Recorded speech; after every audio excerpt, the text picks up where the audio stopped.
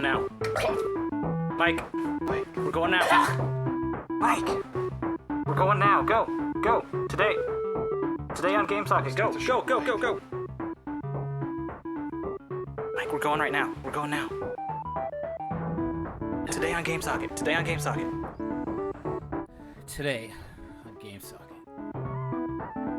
And the Genesis Mini. Mike, go!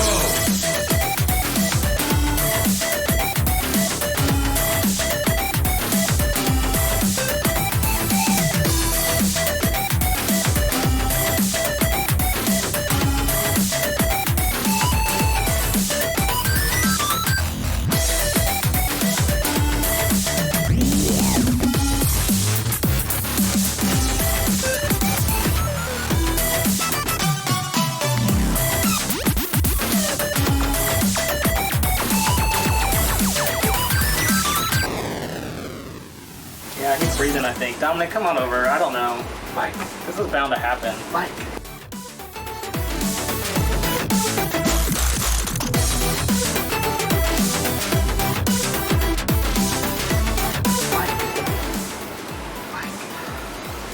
I think we should just let him sleep it off. Why are you putting that? Because he doesn't want people to see that, Brian.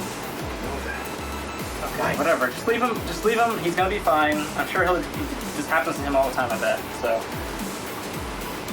probably just leave it off. So what were you guys even doing?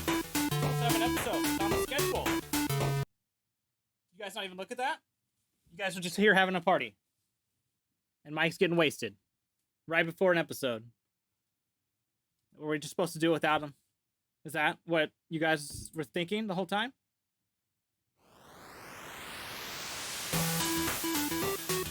We'll just go. We're just gonna roll with it. Hey guys, welcome to GameSocket. I'm your guest host. I'm Brian. I'm really sorry, guys. This is not normally how we. I guess it actually kind of has become how we normally start things, but as you guys can see, Mike is a little out of it here. He's incapacitated. Me and Dom actually just showed up to shoot today's episode, and this is what we walked in on. Crisco and Mike, I guess, have had, just a swell time before we got here. And nothing was set up. Nothing was good to go. And Mike is obviously not in no condition to host. But, I'm going to try to keep a positive attitude because that's who I am. That's what I do. Me and Dom are still here. We're here for the fans. We come here for the fans. We're here to film for the fans. If the host of the GameSocket show is not able to do that, I'll let you guys make judgment on what that means. But me and Dom are here. We're gonna film an episode today because the show must go on. I apologize for the eye patch. I did get pink eye. I believe it's from Marlson vaping, my roommate. The smoke just sticks to everything, and he says it's not. So he says it's clean, but I don't think that's the case. I think it's causing an allergic reaction. So I'm still here at 100%, unlike some of our other coworkers. I guess this is a great time to talk about something that I've been planning for a little while, thinking about a while, and I've talked to Dominic a little bit about this, but obviously something needs to happen. Things are not getting better on GameSocket, specifically in relation to its host and owner of the show. Today on GameSocket. You all right, Mike? You here? Did you hear any? Did you hear any of that? Mike? Dom? No, he's going back to sleep. Okay. So sorry. What I was getting at was we need to trigger some kind of change here, and I think the best way to do that is. We're gonna do video games. I think the best way to do that is to house or host some kind of intervention for Mike. Obviously, he needs to make a change in his life. This sickness of his is not only affecting GameSocket, which is very important, but I've seen what happens off camera, guys. What his day-to-day life consists of, and it's no better than what you're seeing right now. So I've actually started the beginning stages of getting an intervention together. I've reached out to his friends and his family, sent out some invites, but you know, because the way he is, we haven't gotten a lot of responses from those people. Not a lot of people are interested in helping Mike, unfortunately. I can't say that I am super interested in helping Mike either, but he is the controlling force of the show, and as long as he is the controlling force of the show, I have to navigate around him and work around him, and it would be a lot easier if he was sober. So we're still working on that. Just keep an ear out. Hopefully in the next couple of weeks we can get that intervention going. And Dominic, you can kind of come on over if you want, and you can actually kind of co-host this episode with me if you want. Since Mike is out of it, we don't have a chair for you, but if you just kind of want to stand right here and you can kind of be the guest host. Thanks for having me, Brian. No problem. Thanks for coming, Dominic. I appreciate you being here. The fans appreciate you being here and being on time and being sober when you show up. That's difficult for some people. Oh, thanks, Dominic. You gotta be careful because I can't. Thank you, Brian. No problem. You gotta be careful because I can't see it coming at me here with this eye problem. And actually, let me just grab you a mic. You can just use Mike's mic there, so you don't have to bend over and kind of get into my personal space here. Thanks, Brian. And yeah, so we'll get that intervention scheduled. I know I can count on at least you being there, Dominic, and coming to that intervention once it's ready to go. I'm still not entirely sure what's going on with that. Okay, well, Dominic, an intervention is when people get together to show that they not necessarily care about someone, but that they are worried about someone because they have a problem. In Mike's case, it would be like, well, I mean, it's obvious what his issue is, so we'd be just kind of be talking about that. And I'm still not sure what his actual issue is. Well, Dominic, his issue is that he's got a really bad alcohol problem. Like he is wasted, blackout drunk right now, passed out. There's been a couple episodes where he's been really buzzed on screen. You see the cans and the bottles everywhere. Like that's not a normal thing for. Is this like your connects? No, connects aren't like that's a totally different thing. Connects are like a hobby. This is more. You have connects everywhere. Yeah. And you lose hours on end playing with them sometimes. Right, but that's a hobby, and it's not detrimental to my friends and family, and it's not causing my work to be negatively impacted. I just want you to know that I care, Brian. I appreciate that, Dom, and I know that you are a very caring person, and that's why we're glad that you're here to help out, and we'll talk more on the intervention, and Mike will kind of hopefully understand what's going on. Thank you, Brian. No problem, Dominic. What's that? Crisco? Okay. Yeah, I know that you're not in favor of it, Crisco, but yeah, Crisco, you and I will talk about this off air. This is an offline discussion that I know you're not in big favor of the intervention, but we'll talk about it. Other things going on, guys. Real quickly, I wanted to apologize for our live episode. There was a mishap where we hit the button, where I hit the button to start the stream too soon, and you guys saw a lot of stuff we did not intend for you to see. A lot of discussions that were supposed to be private discussions. We are sorry about that. I'm sorry about that. I'll take responsibility for that mistake. I heard what Mike said about me. All I'm going to say is just don't be worried about it. I heard what Mike said. I learned a little bit more about Mike, who he is as a person. And I have a contingency plan. Dominic and I have a contingency plan. Right,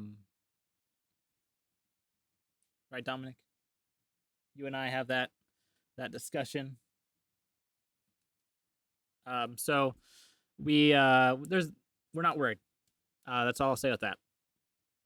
Other news here on the outline. Dominic, you put on here that you got a car. Is that true? Yes, I got a new car. Well, that's awesome. I've been kind of car shopping myself, but haven't been able to get that to happen. What kind of car is it? How'd you get it? Well, I got the car. My uncle Rudy, he's been missing for 12 days. So Oh my God. my mom inherited the car and she gave it to me, but she said that I wasn't allowed to drive anyone inside of it, only myself. And so I was driving around one day, but then I started to get pulled over by the cops and I was scared. So I started trying to drive away. And I think at one point there was at least 32 cop cars chasing me. It actually turns out that my Uncle Rudy was dead and they were blaming me for it. So I ended up going to jail and I was in there for 3 hours. But then I guess something happened. I don't know if I could say this part. Go ahead. I mean, Then what a happened? bunch of us broke out and I didn't know who to call. So I called Mike and Mike came and picked me up. Uh-huh. And then he ended up buying me a new car. That is a really crazy, outrageous story. That really all happened? Or are you kind of pulling our leg here?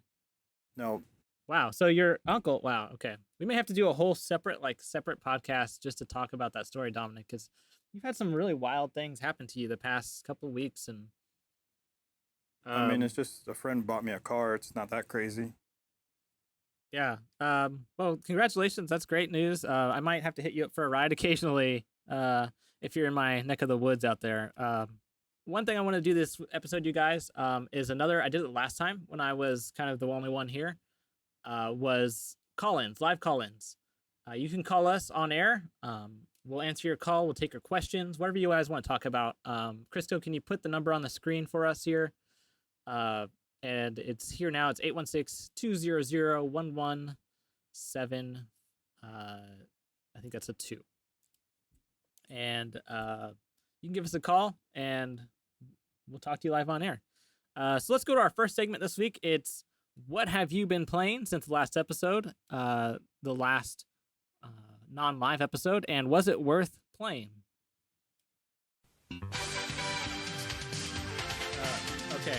Crisco, that's the wrong bumper.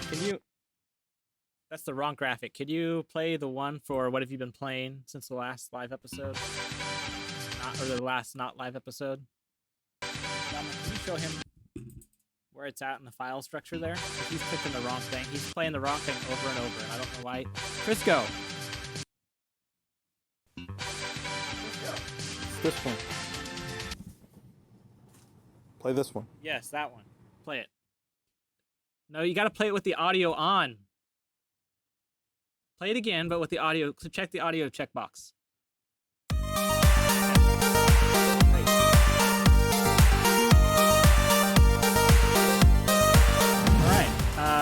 Oh, Dominic, you can come back over because I think you wrote some notes in here about games you've been playing. Guys, I've actually been playing a lot of the Tomb Raider games. Now, these are a little bit, not a lot of people talk about them anymore, but they still make them, I guess. I've been going through the old ones from the 90s all the way up to the more recent remakes. I gotta say the 90s ones still hold up quite a bit. I really like, that Laura that they have in those games. Playing the newer ones, I mean, those games are still okay. There's some changes that they made though to the Laura character that I can't stay behind. Specifically, her personality's fine, but her figure, her body, obviously they made her bust smaller, which is not at all in line with what Tomb Raider is, right? That's kind of the whole reason that game existed. Her clothing is not the same. It's a little bit more conservative, I guess you could say. So, the old game's great. The new games, not so much. And Crisco, you've got those graphics that I made that you can kind of show the differences between old Laura and new Laura. They're not great. There is a new Tomb Raider movie. I actually found the novelization of the most recent movie, and I've been reading that, and it's actually a pretty good book. There's not... I guess the good part of it is it lets you leave kind of what Laura looks like to your imagination, so you can make her look however you want in your own mind with the book. So I definitely recommend the novelization of the Tomb Raider movie book. Dominic, it says here you've been playing Vector Man. Is that right? Yes, thank you, Brian. I tried it since you recommended it, but I didn't really like it that much. Okay. Any reasons why? Do you want to elaborate at all on? I didn't like the color scheme they chose for Vector Man, and I don't really agree with the name Vector Man. Okay, so you're not a fan of green, I guess, because that's Vector Man is a He's green. I And- did. I did make my own board game called Victor Man, and I played that. Oh, really? You made your own board game? I didn't know you did that. Yeah, We're always learning like crazy stuff about Dominic on this show. So sorry, go ahead. So my Victor Man board game is a game made for 2 people. Since I didn't like the green, I painted him red because I like the color red a lot better. Mm-hmm.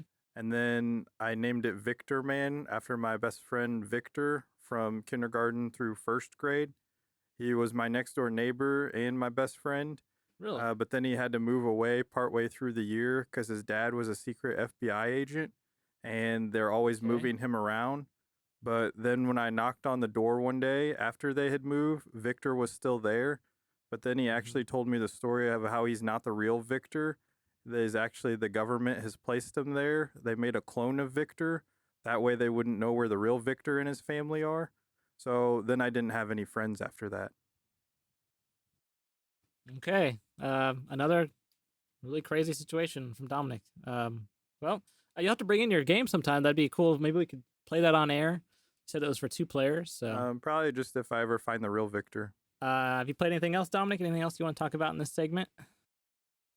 No. Okay. Well, I can't believe we have not gotten a live call yet. Crisco, are you sure that those lines are open?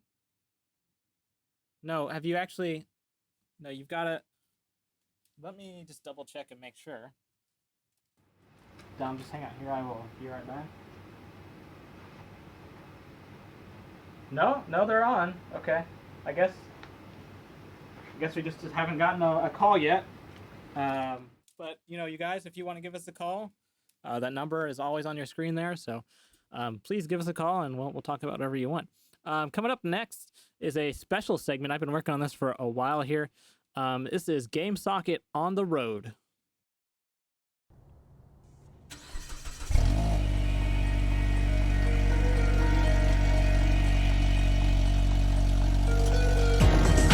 All right, you guys, this is Game Socket on the Road. This is a new segment for us. I thought this was GSB Does Blizz.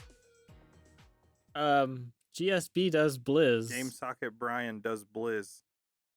Does Blizz. Okay, I guess we could go with that if you want to name it that. I didn't realize you had a preference on this one, Dominic.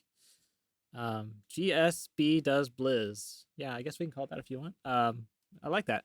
Crisco, if you want to do something today, maybe you can, if you want to do something rather than just stand there, if you want to make that, update that graphic so it says Dominic's name. GSB does Blizz. Go for it. So you guys, I went on a little bit of a road trip and brought back some footage for you guys. I went to the annual BlizzCon convention. This is the Blizzard game company's annual convention in Anaheim, California. I was actually really last minute assigned to this project.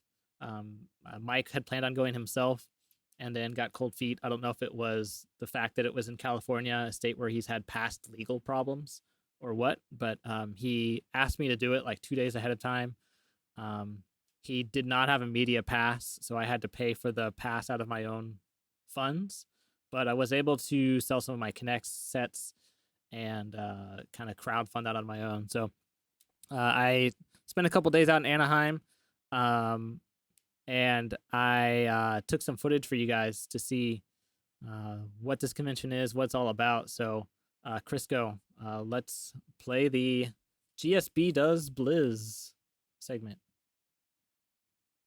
I'm sorry, Earth is closed today. You better pack it No, up and get Crisco, out stop, of here. stop. Stone to This you. is the third time you've played the Avengers when we ask you to play something. That's not a mistake now. That's just something you're doing just to piss us off. At least it's a good movie, right? It doesn't matter. That's a good thought, Dominic. It doesn't matter that it's a good movie. It's not something we have the rights to play. Crisco, Crisco, could you buy the rights to the movie? Dominic, Crisco can't afford that. Even with Mike paying him as much as he is. So Crisco, can you find the right file? It's not called GSB Does Blizz because we just changed the name of it. So you're not gonna. We just changed the name of it. Are you not listening to me? So it's gonna be on its old name. It's Game Socket on the Road. Look for that file. I'm not yelling. I'm just irritated that you played the Avengers 3 times in 3 separate episodes. Like, that's not a mistake. That's something you're doing just to troll us. Yes, play it. With audio. Thank you.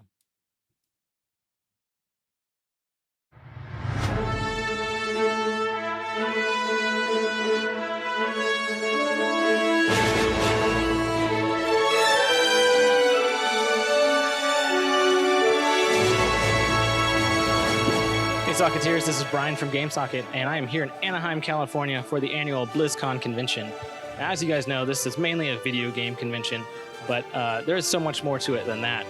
There's the cosplayers, which are really incredible. They're fun to follow them around, take their picture wherever they go, and kind of be the paparazzi for them, and then kind of just follow them around and get their information and engage with them later on. But there's also just the presentation here. There's banners. Guys, these are gigantic banners, and they're not black and white banners. They're not one color banners. These are full color banners. And we're going to show them to you here in just a second, but these things are gigantic. I don't know what kind of printer they're using for this, but I can't believe that, no one's really talking about this technology that's in use. There's also the lights. The lights are, I can't describe them to you. We're going to show them to you, but they've got all different kinds. They've got spotlights. They've got LED lights, color changing. These things are remote controlled or programmed. I don't know if there's AI involved here, but I bet there is some kind of AI intelligence that's controlling a lot of these lights. I don't think a lot of other gaming outlets are going to cover that. They're going to cover the things that don't matter as much, like the esports or the StarCraft. We're going to talk about the lights. So let's go inside and let's really take a deep dive into this.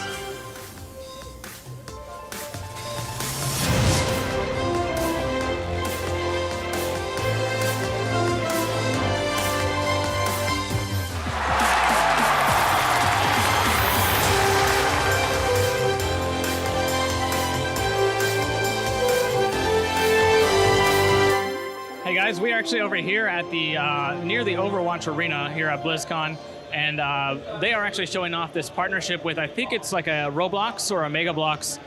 They've got this diva back here that's really well lit. As I keep saying, the lights here, amazing. And as you guys can see in these shots, they've got this amazing Mega Bloks or Roblox diva they've sculpted. And also, let's take a look at these banners. Again, the banners here, absolutely amazing. You see, I don't know exactly, there's people on each one. I'm not sure what this is signifying, but these are fabric banners, and it's just incredible. They're full color. I would love to see how these things get printed, but they look, I wish you guys could be here. These look way better in person than maybe they do on the stream. But, and again, the lights, the arena over here, they're doing some kind of event. I'm not sure, something to do with StarCraft, but just amazing lighting. Really top-notch stuff here.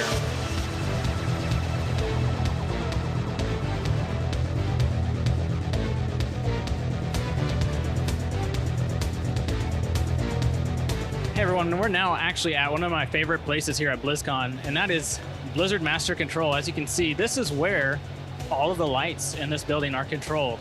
As I mentioned before, a lot of this is done by AI now, artificial intelligence. There are a few people here inside, but they are mostly just there to supervise and make sure nothing goes wrong. These lights and these stages are now all kind of controlled by our artificial intelligence. That's really a little terrifying. I know, Mike, that you're very concerned about AI, but I don't think we have much to be worried about here. These robots are doing a great job on the lights. They look great. They're getting all the colors in there, so I'm really impressed. And I really wish we could get in here, but they would not let us in. We don't have the proper credentials to get in here, but maybe next year we can get an inside look at how this AI operates. Next up, I was off to one of the many stages at BlizzCon for some esports action.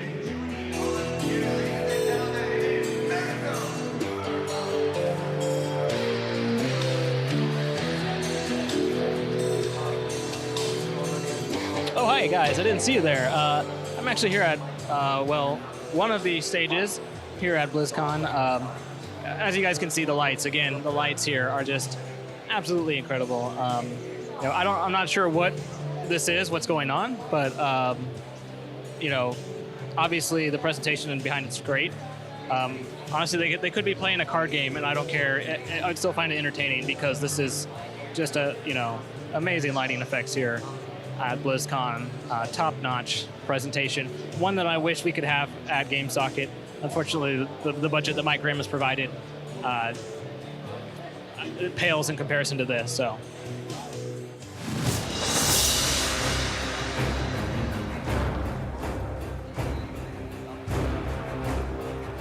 Hey guys, another great presentation piece here at BlizzCon is these lifelike statues they've got kind of spread around the convention center.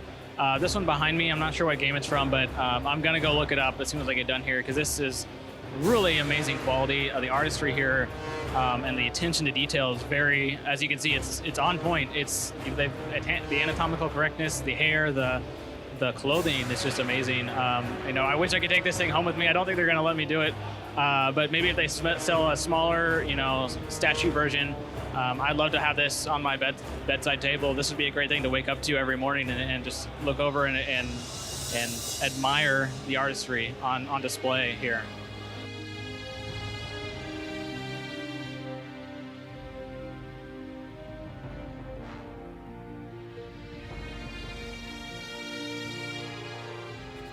So there were lots of food trucks here, and I know, Dominic, you're really big on the food trucks, but the prices for these food trucks are absolutely outrageous. We're talking $12 for a combo meal of like a burger and fries, and unfortunately with the budget that you gave me, Mike, that would spend my entire budget for the trip, my food budget for the entire trip, in one sitting. So the food trucks definitely are really cool to check out, but they are very expensive. So you're going to need a credit card or maybe a mortgage on your house to pay for that. So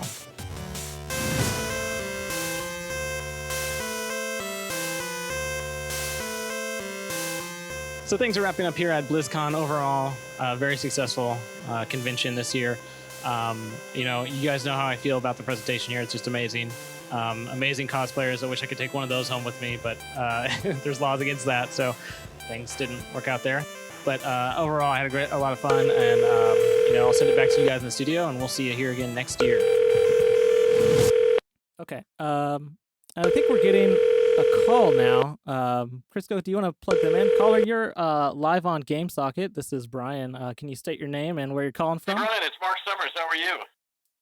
Hi, Mark. This is Brian. You're on GameSocket. How can we help you today?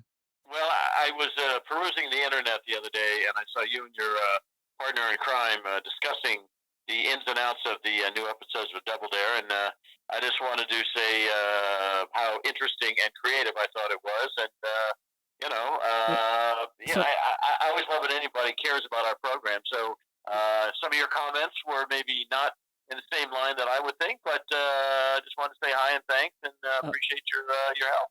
I'm sorry, Mark. I don't mean to cut you off, Mark. Are you saying you're the Mark Summers from Double Dare?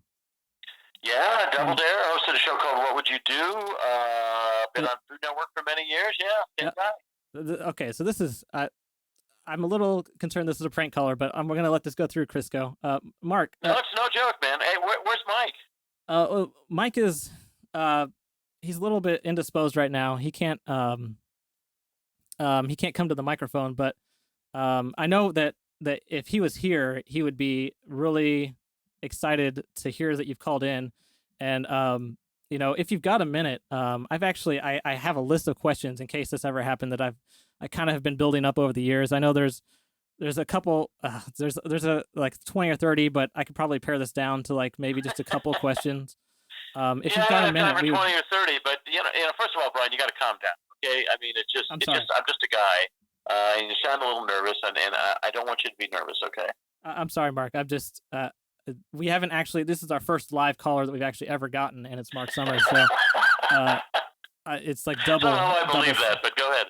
So I really appreciate it, Mark. I think to start off, thank you for taking the time for the questions, but. The question that's really been burning on my mind, and a lot of our viewers' mind, is the pancakes. Now, I know I talked a lot about the pancakes in our Double Dare episode, which you apparently watched, which is incredible. But, we've all been wondering, are those pancakes real? Mike thinks they're not. I think they've got to be, because I know that there's a Double Dare kitchen. There's got to be. Sad to burst your bubble. They are not real. Everything's a prop.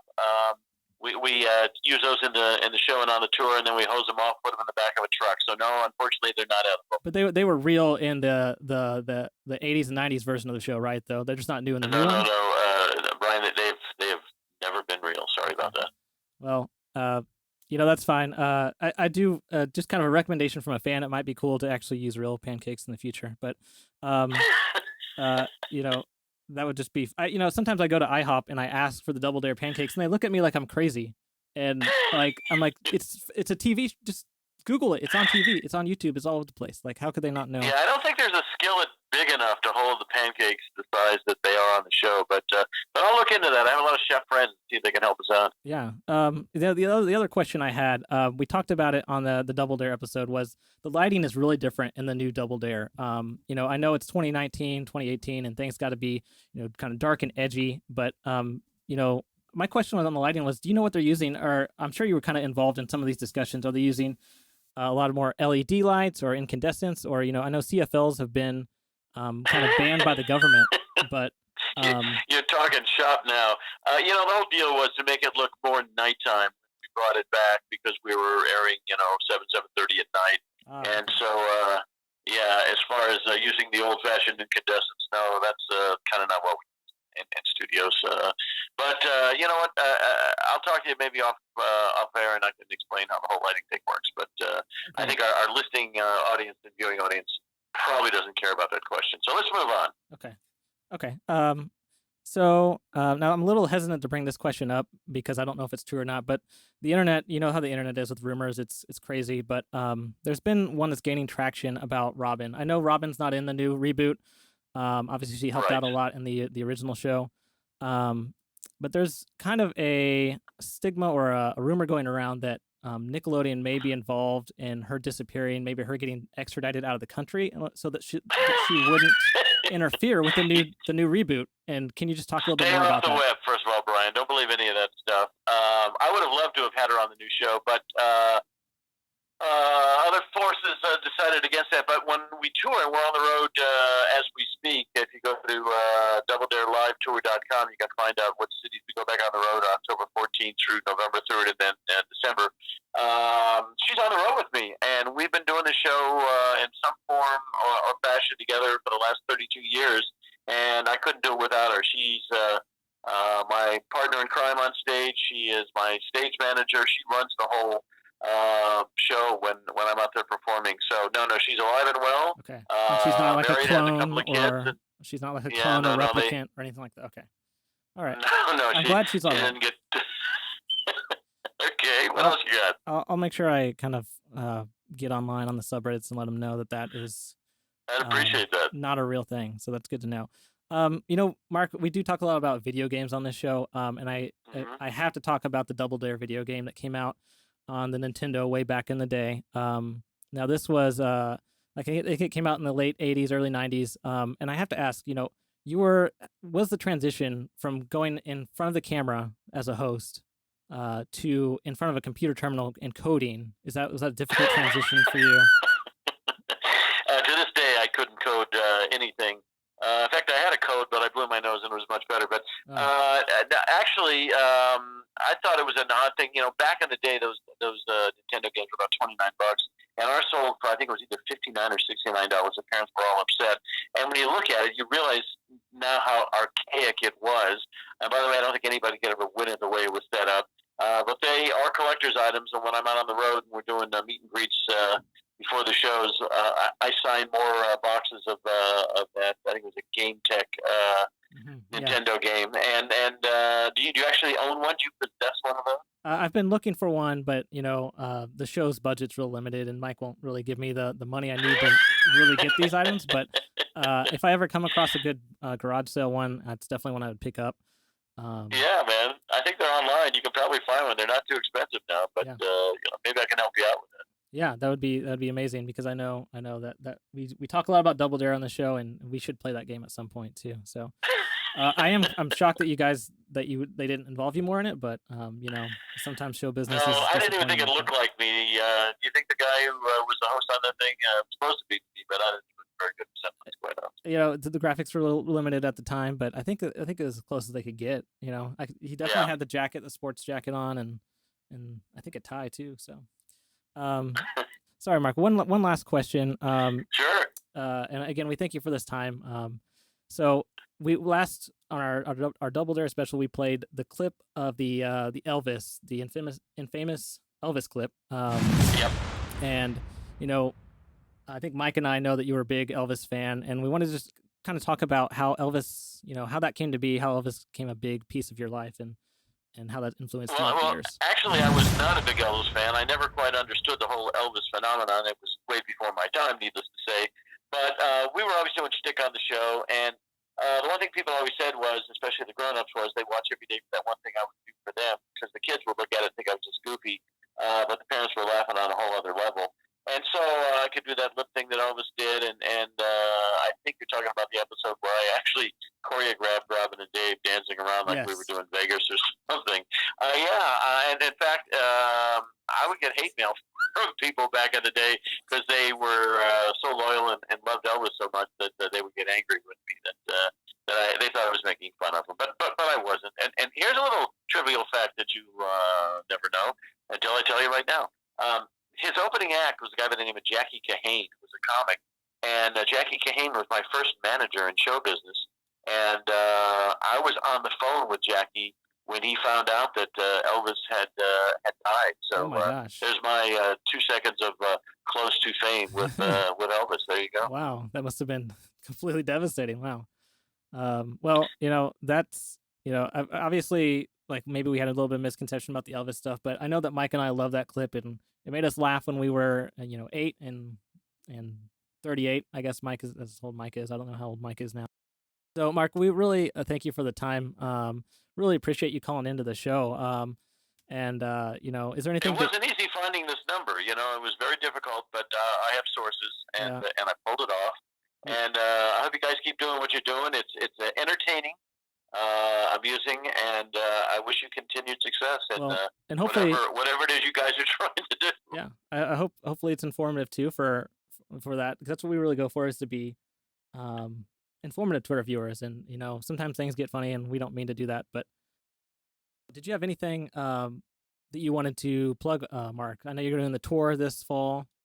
Yeah, we're doing the tour, as I said, DoubleDareLiveTour.com. I have a new series coming on Discovery Channel. It's a nature series called Unknown, starring Ian Shive. Ian is a talent that I discovered who is a gentleman who works with the National Park Service. So our first episodes are going to be nature in Alaska, islands that the U.S. owns that nobody can go to, but we have access to. So taking my career in a whole other direction. Bunch of other stuff going on, but unfortunately I have to run. But hey, thank you so much for allowing me to talk to you guys this long, and continued success. Thank you, Mark. We really appreciate it. And if Mike was here, I'm sure he'd thank you too. And good luck on. Yeah, thank you, Brian, for your great interview. And tell Mike, I really wish he would have been part of this, because I'm a big fan, and I wish I had a chance to speak with him. Yeah, I'll definitely roll back the clip to him. I'm sure he'll love it. So. Good luck to you, Mark. Thanks for calling in, and good luck on the tour and the new show. And we'll talk to you, next time. Probably never. Thanks, Mark. Bye-bye. Wow. So there you guys have it. Mark Summers. I can't believe it. I really don't know what to say after that. Can't believe that happened. I wish Mike was here to have seen it, but, you know the story there, guys. All right, moving along the show today. Up next, I think we have Dominic's segment. Dominic, what do you got to Cheez-Its for? I'm a little bit worried about Mike. I think we need to feed him something. No, he's okay, Dominic. He can't eat. He's asleep. He's completely passed out. Just need to feed him something. No, he's gonna choke on that if you give it to him. Dominic. Mike, eat some of the Crisco, cheese can snacks. you? Mike. Dom. Mike. Dominic, he's got. Oh my god. Oh my god. Oh my god. Get it all out, Mike. Okay. Dominic. Oh god. Okay. This is. He's going back. Mike, are you awake? Mike. Okay, that's gross. He's back. He's passed out again. Okay. Dominic, here. Take this. And go. Maybe give him these later. No. Just get that out of here. I'll just leave them here. I'll deal with feed this. it to him Okay. later. Oh my god. Okay, go do your segment, and I'll deal with all of this. Okay, Dom. Thank you. Here, the microphone too. All right. All right, guys. Here's Dom's segment. Here we go.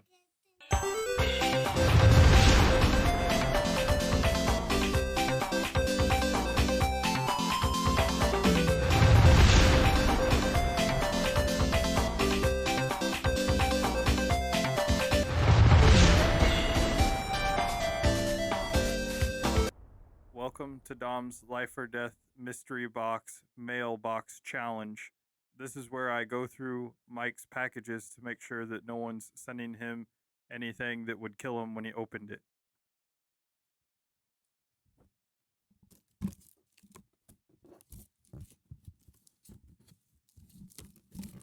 Today's box comes from Play Asia.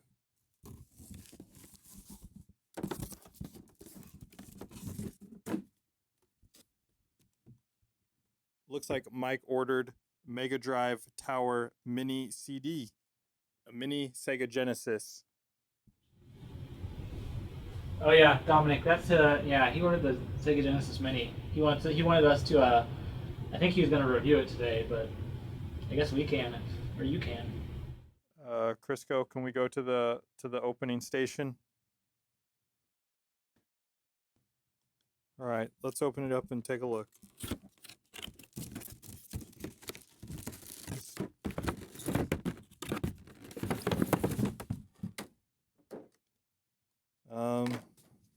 Looks pretty cool.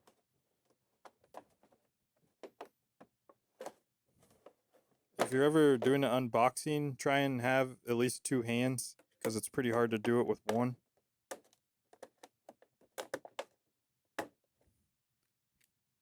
It came with a game. It says from the most famous hedgehog, Sonny the Hedgehog. Sonic. This says Sonny. Might be the different version. It also came with this thing. I think it's a battery case or something.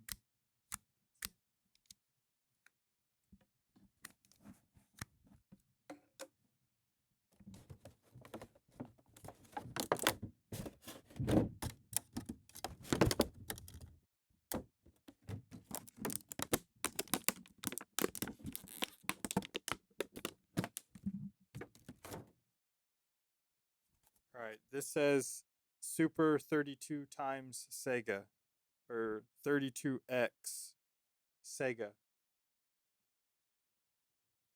Are you sure you have all the pieces there? Looks like it's missing. This is a Mega CD. I think this is one of those radios where you might install it in your car. Brian, do you know how this works? No, let me come over there and help you, because I think we're missing a piece or something here. Well, let's take a look. Is this everything? Because it looks like. Yeah, this was everything that was in there. No. I think these are just like the little cosmetic attachments for it. I don't. While Brian is figuring that out, I'm gonna go over and review the box. The box is pretty cool. They use what looks like that gridded paper you could get in a notebook. Also, they put tons of little squigglies on there, like little art designs. If you could kind of see. No, Dominic, that's. I think it's part of the art style of the Sony games. No, that's Japanese. That's Japanese. It's a different language, Dominic. And then the box also has a lot more of the squiggles. Yeah, so we're missing that. This actually does not have the Sega Genesis Mini in it. Crisco, was there another package? No. Oh yeah, Mike just ordered just these. He didn't actually order the. He didn't actually order the system itself, so you can't. Well, Can't even play it. It's still pretty successful unboxing. Mike's still alive, so make it to another day. All right, Dom. Thank you. I appreciate the hard work you put in and changing up your segments here. So we'll I guess maybe if we can get a hold of an actual Genesis Mini, we can just flies in here. We'll maybe try to review that too. All right, let's go to our next segment, which is Socket List. All right, Socket List. Thank you, Crisco, for actually playing the right bumper, right graphic this time. You know, it's the first time for everything, I guess. Oh, where's he going? Crisco? Okay, so Crisco just walked off. Just walked out. I don't know where he went. You guys, I apologize. So this is Socket List. This is where we count down the top 5 or 4 sometimes items, worst to best. This week's he just left, Dominic. I think he just walked out. Okay. Let's just switch things up here. Dom, do you want to come over here and we'll let you do this segment, and I guess I'll take over producing role since Crisco has just walked off camera or walked out of the set. I don't know where he went. Yeah. So Dom, this is I guess your first shot, first chance here in the big chair. You want to have a seat there, and I will. I'll get things produced on this side, the camera for you. Yeah, Socket List. If you just want to read off there. This is the Socket List segment, so we're gonna go over 5 items really quickly. This one is favorite 5 mini systems, starting with Street Fighter arcade cabinet, NES Classic, Sony. Hang on. I don't think that one. Did you just add that one on there? Arcade game? There's not an arcade game on there. Just you don't have to come up with your own. You can just read the list, Dominic. But you know, kind of give us a little bit more, like a little bit more pizzazz, right? This is the Game Socket 5 item list with 5 items that is our favorite of the 5s. Starting with Street Fighter arcade cabinet is the 5th one. And then number 4 is NES Classic. Then Sony Mini Classic. Then the Super Nintendo Mini Classic. And then taking the number 1 spot is my personal favorite. You just seen it in our last segment. It's the Super 32X. Okay, Dominic. So that's not actually a system. That's just like a thing you can plug into the little mini one. It doesn't do anything. So is that really? I mean, if you want it to be our favorite, that can be our favorite. But yeah, I think Game Socket endorses this as our favorite mini system classic. Okay. All right, Dominic, great job. I think I'm just gonna go ahead and take back over here. We're almost done. Great audition. I appreciate you having the flexibility to. Oh, okay. Thanks, Brad. Yeah, you're welcome. Thanks for having the flexibility there to jump in and here you might take the 32X Mini, which is actually just a cosmetic item, you guys, that plugs into the top of the Genesis Mini. It doesn't have any like real functionality, but it looks really cool, and that's probably why Dominic picked it as the number 1 rather than what I wrote here. That's about all the time we have for today, guys. Before we wrap up, just a couple quick things. Like I said, Mike's intervention is coming up, and I've set up a email inbox where you guys can send your messages about Mike and helping us help him change. So send your messages about how much you don't want this happening on the show to the email on your screen now. It's intervention@gamesocket.website. That's intervention@gamesocket.website. Send us your messages. We'll give them to Mike during the intervention, and hopefully that will help us make a positive change in his life. One last thing, guys. Game Socks. We've made a sort of a breakthrough in Game Socks. We have the first prototype here, as you guys can see, is out, and we're going to be selling on the Etsy store soon. Check out the website on your screen now for the Etsy store. Game Socks, please check them out. This one is the Sonic one. Mike is, I think, finally coming out of it here. Mike, we're wrapping up the episode. Any last minute thoughts or opinions you've got on today's episode? Okay. All right, guys. I think that's where we're going to leave it. Thanks for watching. Again, apologies for the few technical issues we had in this episode. But thanks for watching, and just remember to please keep it plugged in, like, subscribe, and all that stuff too. Thanks, guys. Dominic. Who's Dominic? How you doing, Mike? How you feeling? What the fuck are you doing here? We're filming an episode. What are you doing? Not hosting An episode? Episode of Game Socket. Yeah. All right. I'm out. Dominic. This, you guys, man. Had Dominic, you shouldn't, you had a chef socket. And I think you killed me. Dominic! You killed me! You killed me! You drowned me in cumin!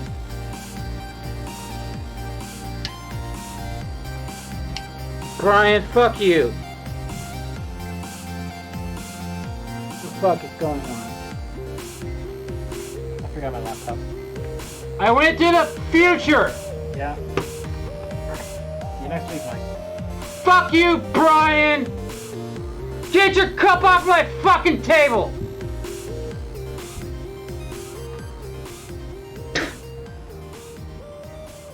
You know what? Fuck you, Brian!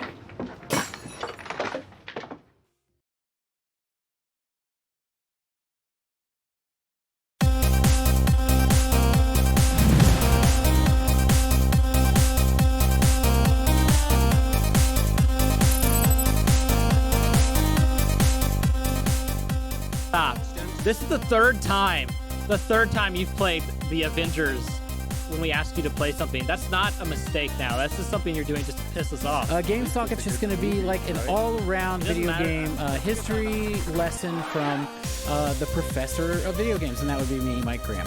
Who is Mike Graham, the host? Why is he an authority that you should listen to? Well, I wouldn't call myself an authority, but I've been a gamer my whole life. When I was a kid, I was kind of well known for being a little, kind of like a skilled gamer.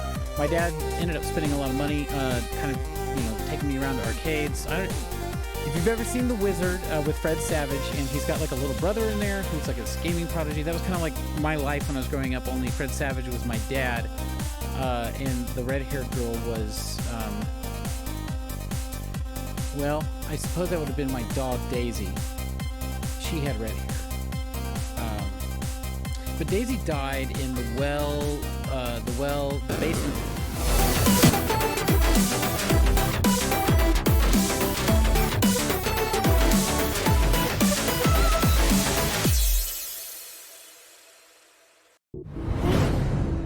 Today on Game Socket, we're talking the first episode of Game Socket, Pinball, an early prototype for teleportation, and we're talking about Game Socket. Let's do this!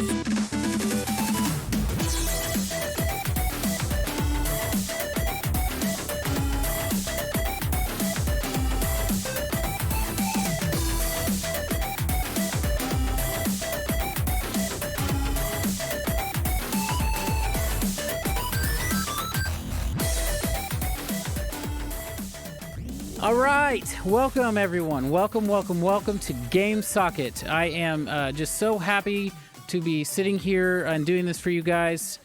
And welcome to the show. This is Game Socket.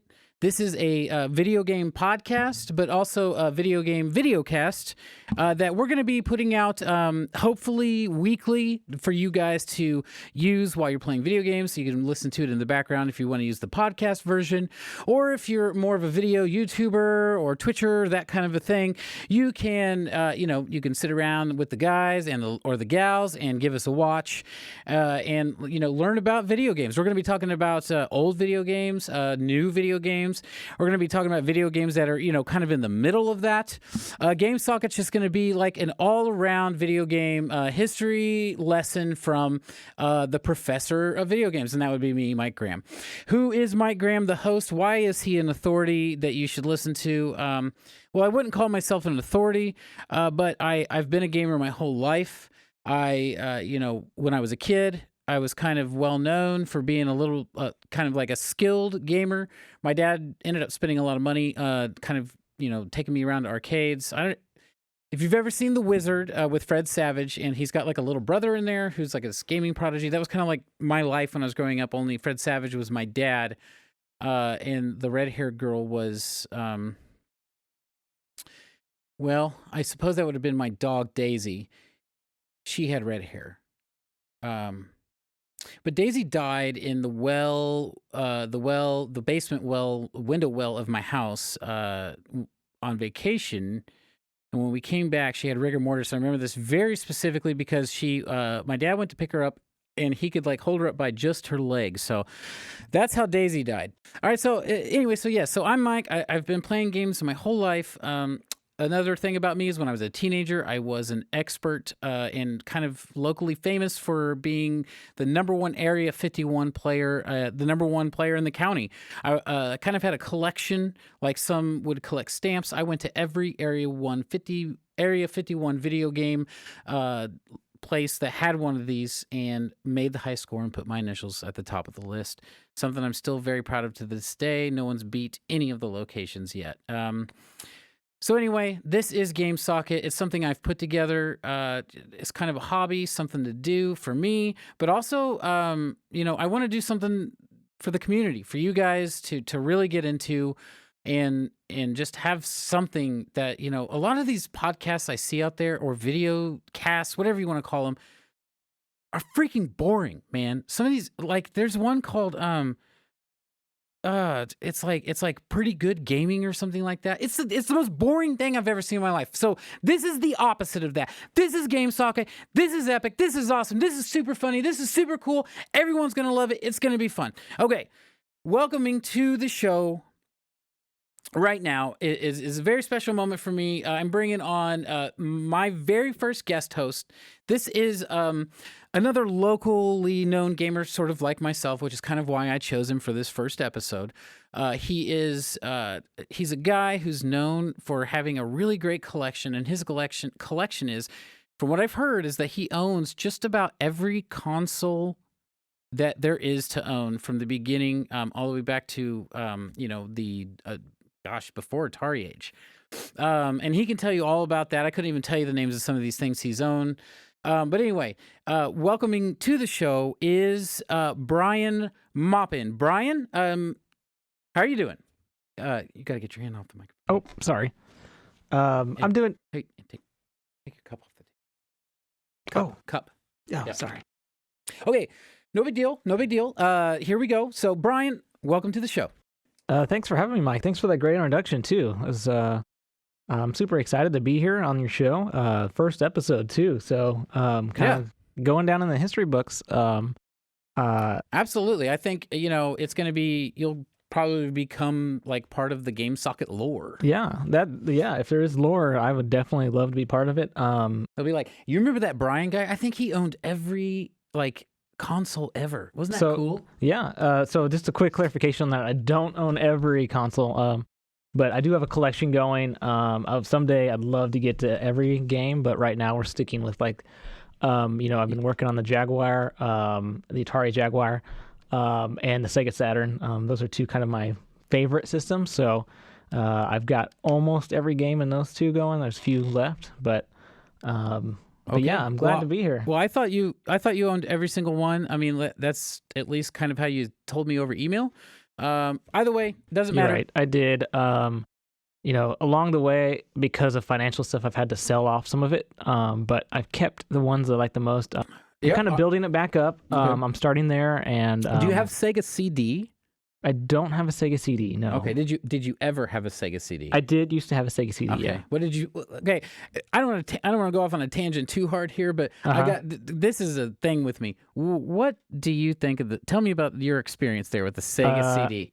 Let me start off with 3 words: Star Wars Chess on Sega CD. I guess that's 5 words. Great game. Okay, so it's chess and Star Wars. and the same. Amazing. Yeah. Sega CD, one of the best systems ever made. Oh my god.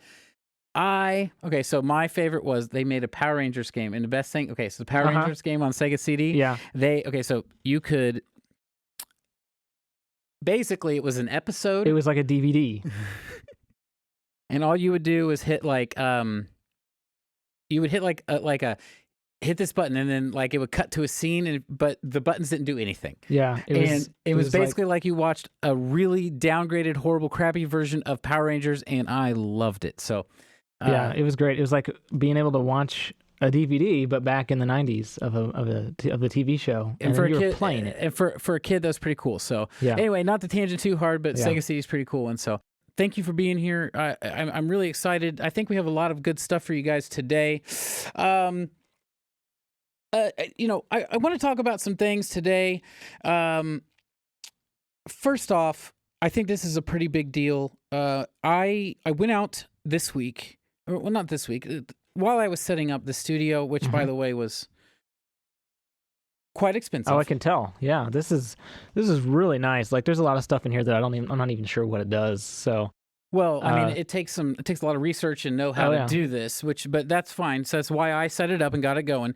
So we could do this. But I did some good things, and this is the first episode of Game Socket. But I think you're going to be quite surprised. I actually landed some sponsors for the episode.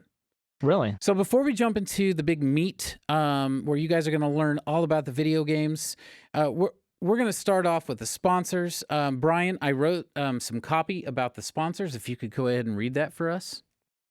Yeah. Well, actually, the note that you have here says that you don't have any sponsors yet, but you wanted to talk about if someone's interested in sponsoring, how they could do that. Okay, so that was a funny joke where this is the part of the show where we do sponsors. So I would normally introduce sponsors in a way like that. So you guys kind of I just want you to get to the flow of how the show's going to go. The flow of the show, how's it going to go? Yeah. That's kind of how... It's a rhyme to it, yeah. Yeah, so if you have a rhyme, then it gets them every time. Yeah. It doesn't cost you a dime. I like margaritas and limes. So anyway, we really are working from the ground up here, guys, here at Game Socket. I'm looking for people to come aboard the team from ground up. I think it's a really good opportunity. If you're in the media field at all, get a hold of me. And, if you have the right skills, I'm definitely looking for a professional level cameraman, lighting technicians, audio technicians, basically anything, specifically a producer. I'm really looking for a producer. So any of these things, get a hold of me, and we will, we'll talk. And if it works out, we will bring you aboard, and we can put out a lot more Game Socket for people to enjoy. So, actually in today's age, like, you can do a lot of that stuff on the iPhone. Like, you can film it, edit, add in your special effects. So, you might consider checking that out. There's a lot of apps out there. Well, if you'd like to apply, Brian, go ahead. Absolutely, you can apply. I am. I'm looking for professionals. Absolutely, I'm looking for very professional work. So usually, I'm looking for real equipment and things like that. But feel free to put in your application, and I will take a look at it. Okay. Absolutely. Great. I'll never turn down an application. So. Yeah. And how much does it pay? Well, so right now we're going to be starting, like I said, it's from the ground up. We're going to be building something. This is a ground floor opportunity for anyone that comes aboard. To get your foot in the door type of thing? This is a getting your foot in the door. And if things really work out, it's going to be more for everyone at that point. So basically we just got to get there, right? I don't think it will take that long. So send those applications to gamesocket@gmail.com. Send those resumes, and we'll get salary to talking. requirements. Yep. Absolutely. Okay, so now we are moving on. This is our first segment ever in Game Socket history, and this is called Socket Chat. All right, guys, Socket Chat. We're going to be going into the Game Socket chat room and just checking out, what's going on in there. What are people up to? I just want to talk to the people, and it's kind of, I'm going to come back to this segment every now and again. We're going to pull up the chat.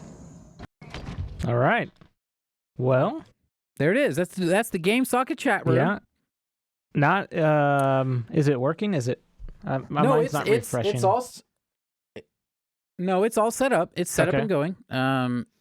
It's just there's really no one in there right now. Yeah, it looks like no one has logged into it yet. Do people know how to get in there? Have you given out the details on how to log in, how to set up your account? Well, I tweeted about it, and I put a Facebook post. But okay, this is one of the building blocks. So. It's the first episode. So. Yeah, absolutely, no big deal, no big deal. Anyway, but if you guys want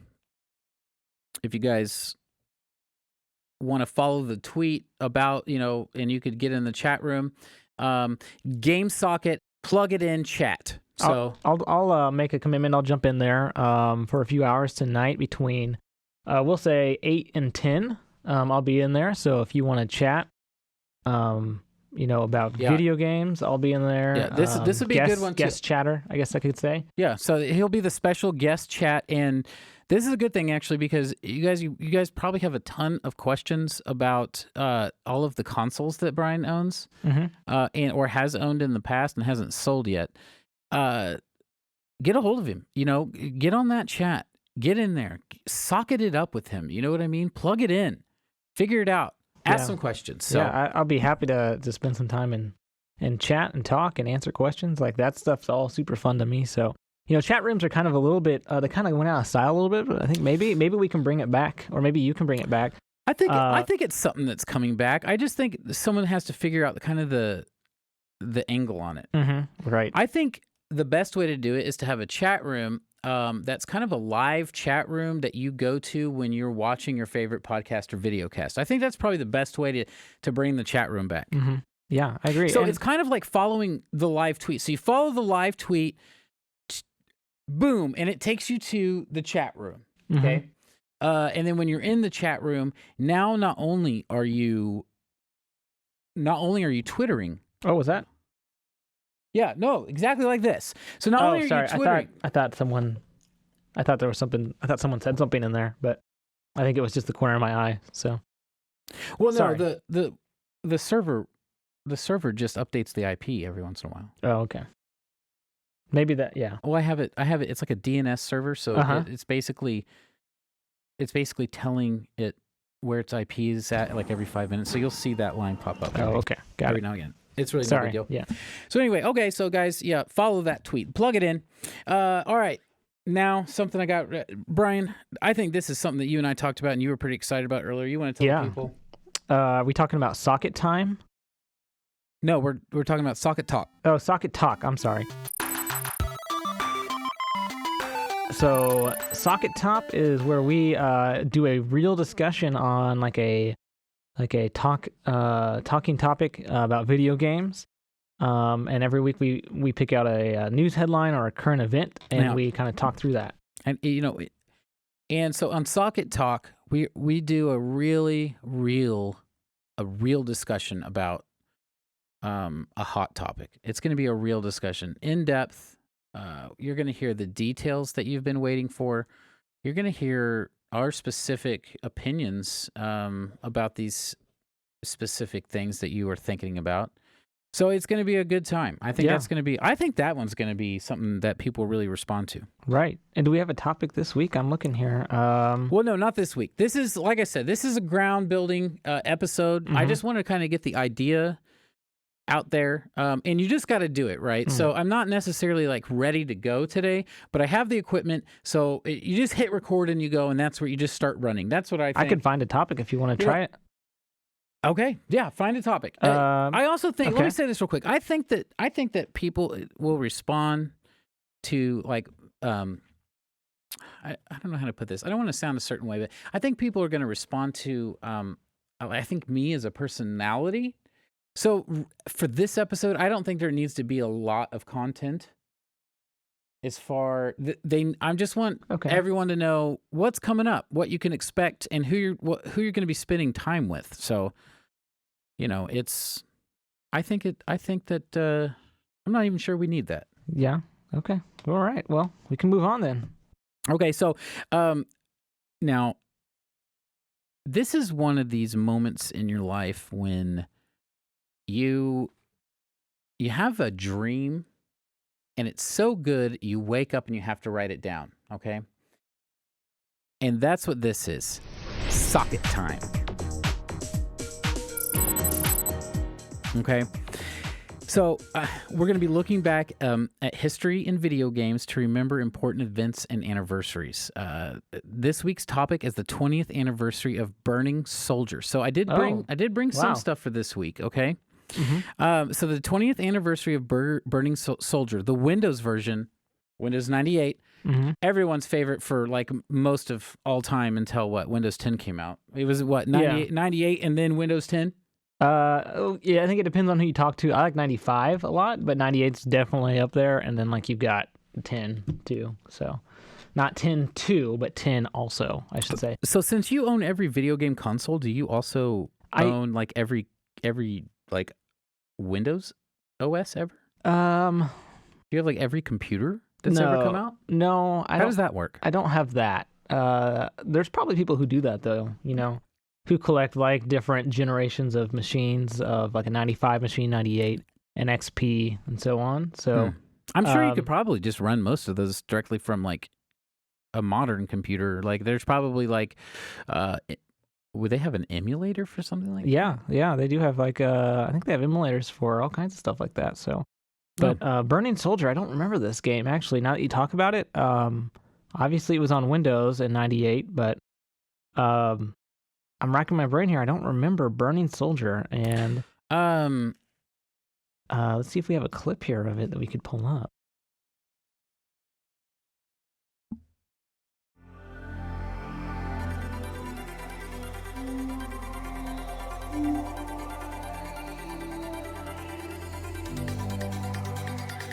I remember this game. So it takes place on Mars, in like above and around Mars, above and around Mars, and you're like you fly ships.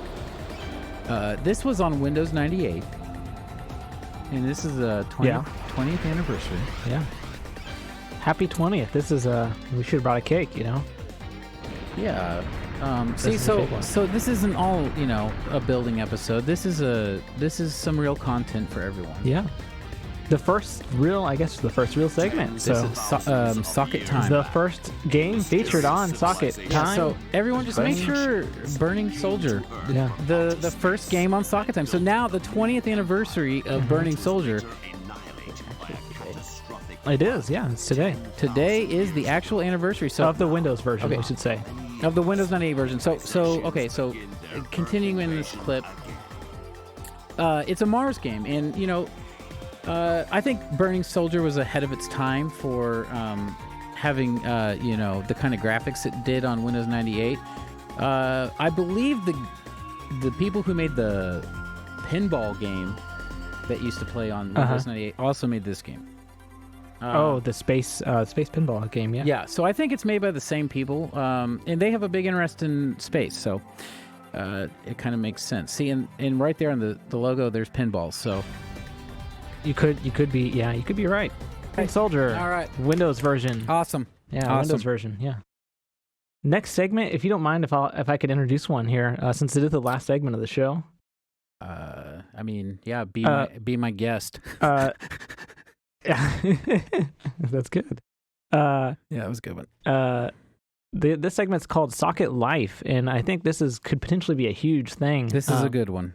So, what this segment is about, and I think it could eventually become its own standalone show at some point, Mike. Thank you. But this is kind of like that old what is it? That game show that was on in the 90s.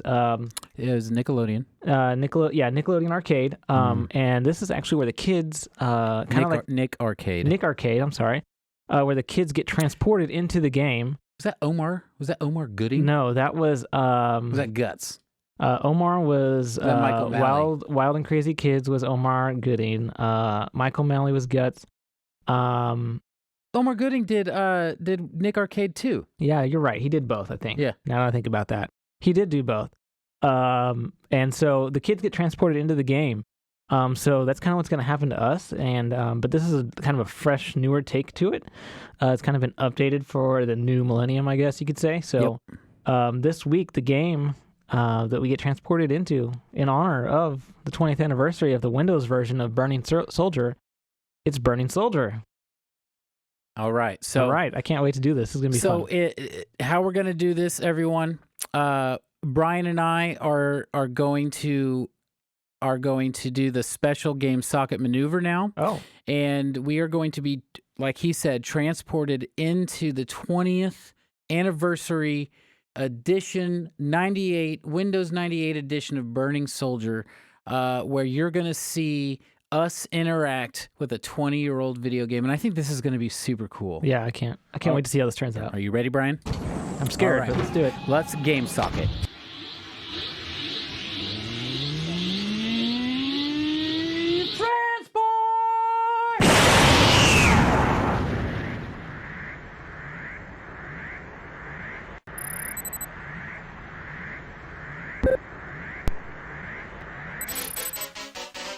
Indra's weak point is its center. Strike Fighter, attack Indra and save Earth. Start Strike Fighter. Oh shit! Game, start! Put it on, Brian! Shoot the evil side warriors! Go!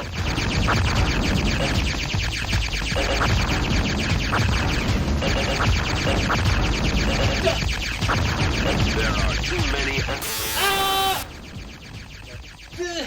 The evil warrior got me, Brian! Extra life! Back to the studio, Brian! Let's go! Defense forces rush to attack the Kaisertian forces standing off Mars. Whoa, that was crazy, Mike. All right. Woo! What a trip. All right, so that was as absolutely as cool as I thought it was going to be. That was Socket Life. Wow. I can't wait to see the next one. Yeah, you'll let me know what you think of it from the viewer's perspective. Yeah. You can tell people what it was like to be inside of a video game. Very cool. Yeah.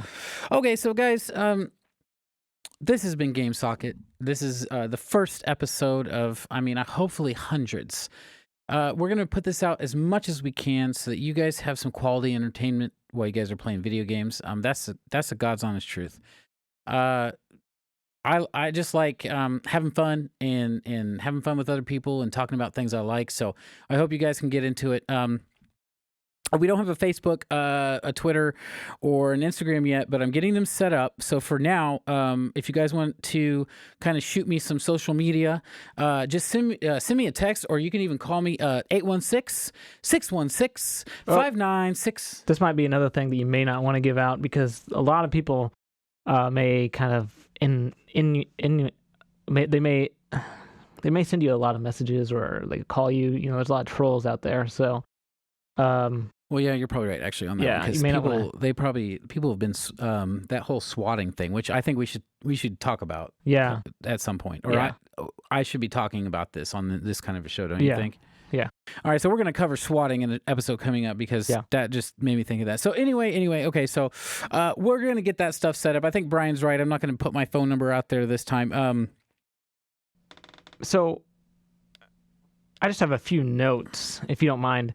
On the episode 1, some things you might try doing. You don't have sponsors yet. Time out. Hold on. So what are you doing right now? I just had some quick notes on like some stuff we could look for episode 2. Okay. So you know, I know you mentioned you don't have sponsors yet, but something that you can do right. is you can go to websites like and this is good for anyone else who's doing a podcast too, is you can go to websites like audible.com or Patreon or like what is it, Dollar Shave Club, and you can they will sponsor basically anyone. You get a promo code, and then anytime someone signs up with that promo code, they give you some kickback on that. Hey, okay. Well, you know, I thought we did a pretty good job here today. It is. But it's the first episode, so I'm just saying, you know, it's something maybe to try for episode 2, so you can get some, you know, revenue coming in and that kind of thing. So, I mean, that's always a good way, and people can do things whatever way they want to do. I chose this time to ease my viewers into sponsorship, and you know, I would rather get sponsored because the sponsors know they have a place to advertise to who they want to advertise to, because myself and the good fans out there are hanging out in a nice, comfortable space together. So I'm not sure if we are going to Patreon, or you know, if we are going to do you know, Dollar Shave Club. If we're going to do Dollar Shave Club, or if we're going to sign up for the, you know, the Twitter pay or any of that stuff. So we'll see how that works out. But for now, I think we nailed it today. I think this was an excellent first episode. Yeah, it's good. Yeah, so I think next week, Brian, I want to say thank you so much again for coming on, for answering the email. You know, it went by so fast. It's crazy. You know, time flies when you're having fun. But if you ever want me back, or you know, you need if someone else cancels on you, or you need someone to fill in, I definitely will kind of try to make myself available to kind of be on deck or you know, on the bench. So if you need a backup or a substitute, I'd love to come back on and talk more games, and hopefully we can have some actual games in some of the segments too to really kind of dig in. So, well, yeah, absolutely. Starting on next episode, all of those segments will be filled in, and they might not even be those segments. Which, by the way, I did want to tell everyone: make sure you go and leave, you know, if you're watching this on YouTube or if you're listening on a podcast, wherever the comments section is, please leave us whatever your favorite segment idea was. And that's something we might keep. So we're just throwing some ideas out there today. Anyway, next week, I am gonna have, you know, kind of a big deal. Twitch streamer Ninja is gonna be, you know, I've emailed him and he's probably gonna be coming on the show next week. So, oh wow, Brian, like, you know, that's crazy. He's, you know, like you just said, you know, when I don't have a spot to fill, I will absolutely give you a call. He's a big deal. So is he flying out here? Because I think he's from the West Coast, I want to say. Well, you know, I have some things going on in LA here coming up this next week, so I hope that I'm going to be talking with him, and I'm not 100% sure, but there's definitely something in the works to get him here on the show. If it's not next week, it'll be like the week after or the week after that. So it's coming up. Yeah, I'm excited for that. I will definitely tune in to that episode. So. Okay. All right, guys. Awesome. Thanks for having me. Episode 1, Game Socket. Plug it in. Happy 20th, Burning Soldier.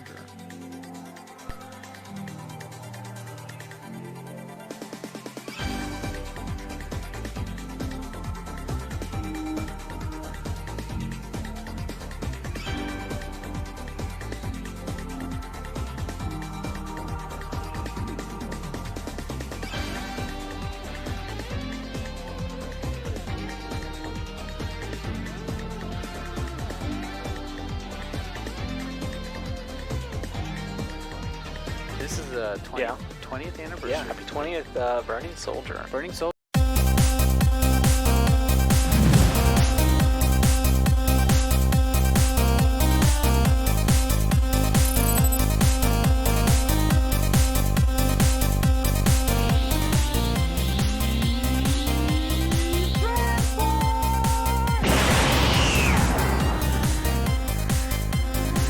You're better than me, Kakarot. You are the best.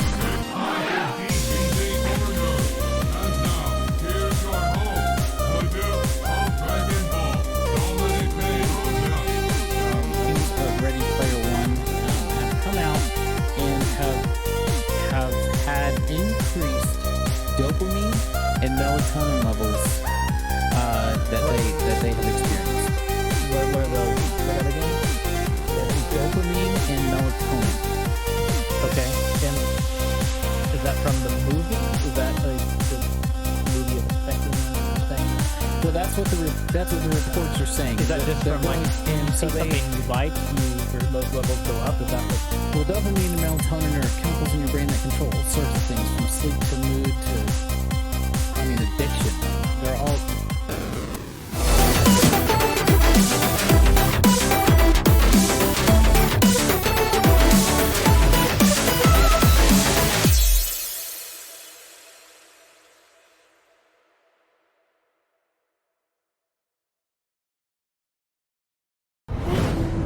Today on Game Socket, Carmen Sandiego, is red mean something with her? We're looking at Ready Player One with Steven Spielberg and a form of mind control, and you will not believe what bakers are doing at 3 a.m. Let's do this!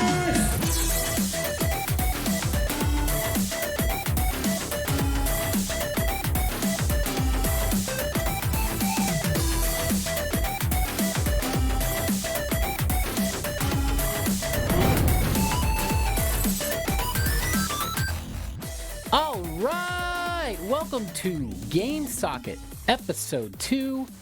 I'm Mike. Welcome back, guys. Thank you so much for watching the first episode. We had insane responses. We had over 11 likes on Facebook, 7 new subscribers on YouTube, and over 100 views. Just incredible, and just so happy to be putting this back out there for you guys. So today you're going to notice some changes for all of you diehards out there. And we have a new logo, and so that's pretty cool. I worked pretty hard on that. I think it looks pretty neat. I hope you think it's cool. We're going to have a bunch of new segments today because I don't know. I just wasn't super happy with what was happening in episode 1. So you're going to see a bunch of new and cooler stuff today. And we do have a little bit of bad news, and that would be Ninja. Like I said on the last episode, I was going to say he was going to be here this week. He's not here. He's a busy guy, but we are still in the works. Email chains going on to get him on the show as a guest host. So I reached out to a few local people that are kind of well known around, and I did get one response back. So we do have a guest host for today.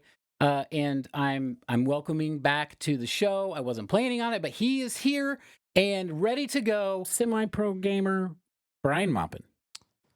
Thanks, Mike. I don't know if I'm a semi-pro, but I definitely... Well, as much as you play video games, I just kind of figured. Yeah, I love some video games. I'm glad to be back here in the Game Socket studio. So thanks for having me back. Yeah, absolutely, Brian. And every time you are here, it's always very appreciated, especially when you have to show up last minute like you did today. So yeah. I appreciate that. No problem. My All pleasure. Right. So we have a really great show put together for you guys today. I think Brian and I are both pretty excited about the outline. We got some pretty creepy stuff. We got some exciting cinematic things that are happening, and I think most exciting of all is we have a newcomer to Game Socket. Oh, yeah. Making his first appearance on the show today. He's actually, I suppose, a new friend. He's definitely in the future friend, possibly in the future friend category for me, I hope. So he seems like a nice guy. Yeah, sure. No, he's an incredibly nice guy. We hit it off right away. I hired him off Craigslist to help me move some stuff around. Oh, I didn't know that. Craigslist. Yeah, that's right. Huh. So I hired him off Craigslist, and we just kind of hit it off. I found out he was a gamer. I asked him if he wanted to put a segment together for today's show, and that's exactly what he's sitting over there doing right now, is putting together whatever that is. Yeah, I'm interested to find out. It looks interesting for sure, yeah. So we'll see soon. Yeah, so pretty excited about that. So today's show is going to be great, but before we get to that, I'd like to kind of start off and go over, just kind of what's going on. I've got some things to get off my chest. Brian's probably got some things. It's been a weird weather week. That kind of. It's springtime. Yeah, it's been raining. Oh, it's been cold. It's been warm. It's been all over the place. So. That sometimes throws me for a loop. You're living in, insert state here when you have to turn on your heat and AC at the same day. Yeah, I actually don't have AC anymore, so it's or heat. I use there's a hot plate that I turn on in the apartment, and that actually does a really good job at it. You wouldn't think so. The size of your apartment. It is a small, yeah. I don't need a lot, so. Yeah. Yeah. I mean, you should just get a space heater. That would do even better. Yeah, the wiring, I don't want to cause a fire. The wiring's really old, so the hot plate works fine. Not an elegant solution, but it works. So, yeah. But yeah, the weather. You got to do what you got to do what you can do. So, but this week has been weird, and I suppose the weather has been weird. But so I went shoe shopping the other day. And not to get too far into that, but I was in the thrift store checking out shoes. What's that? Go ahead. Do you not prepare at all? Prepare. We do this part of the show every single week. No, I've got a story. Hang on, let me get into it. So I was out shoe shopping, and so I ended up, not buying anything. I wasn't happy with the pricing they had there. So I while leaving the thrift store, I ran into a guy outside, and what's unusual about this is normally people don't stop me, but this guy did, and he actually invited me, I guess I should say, to come to a block party, which I never get really invited to those kind of events. So I was actually kind of shell shocked. I probably looked like I was crazy because I didn't know what to say to him. But a block party, yeah, a block party. So he gave me a flyer. Do you know what a block party is? Yeah, it's just like a party where people who live around the block or from the area get together and just. So why would you be invited? His name is Eric. He actually said, "Hey man, we're having this block party. You seem cool. Do you want to go?" And I was like, "Whoa, okay, yeah, I kind of do." And he said there'll be games there, there'll be food. So okay, so what thrift store were you at?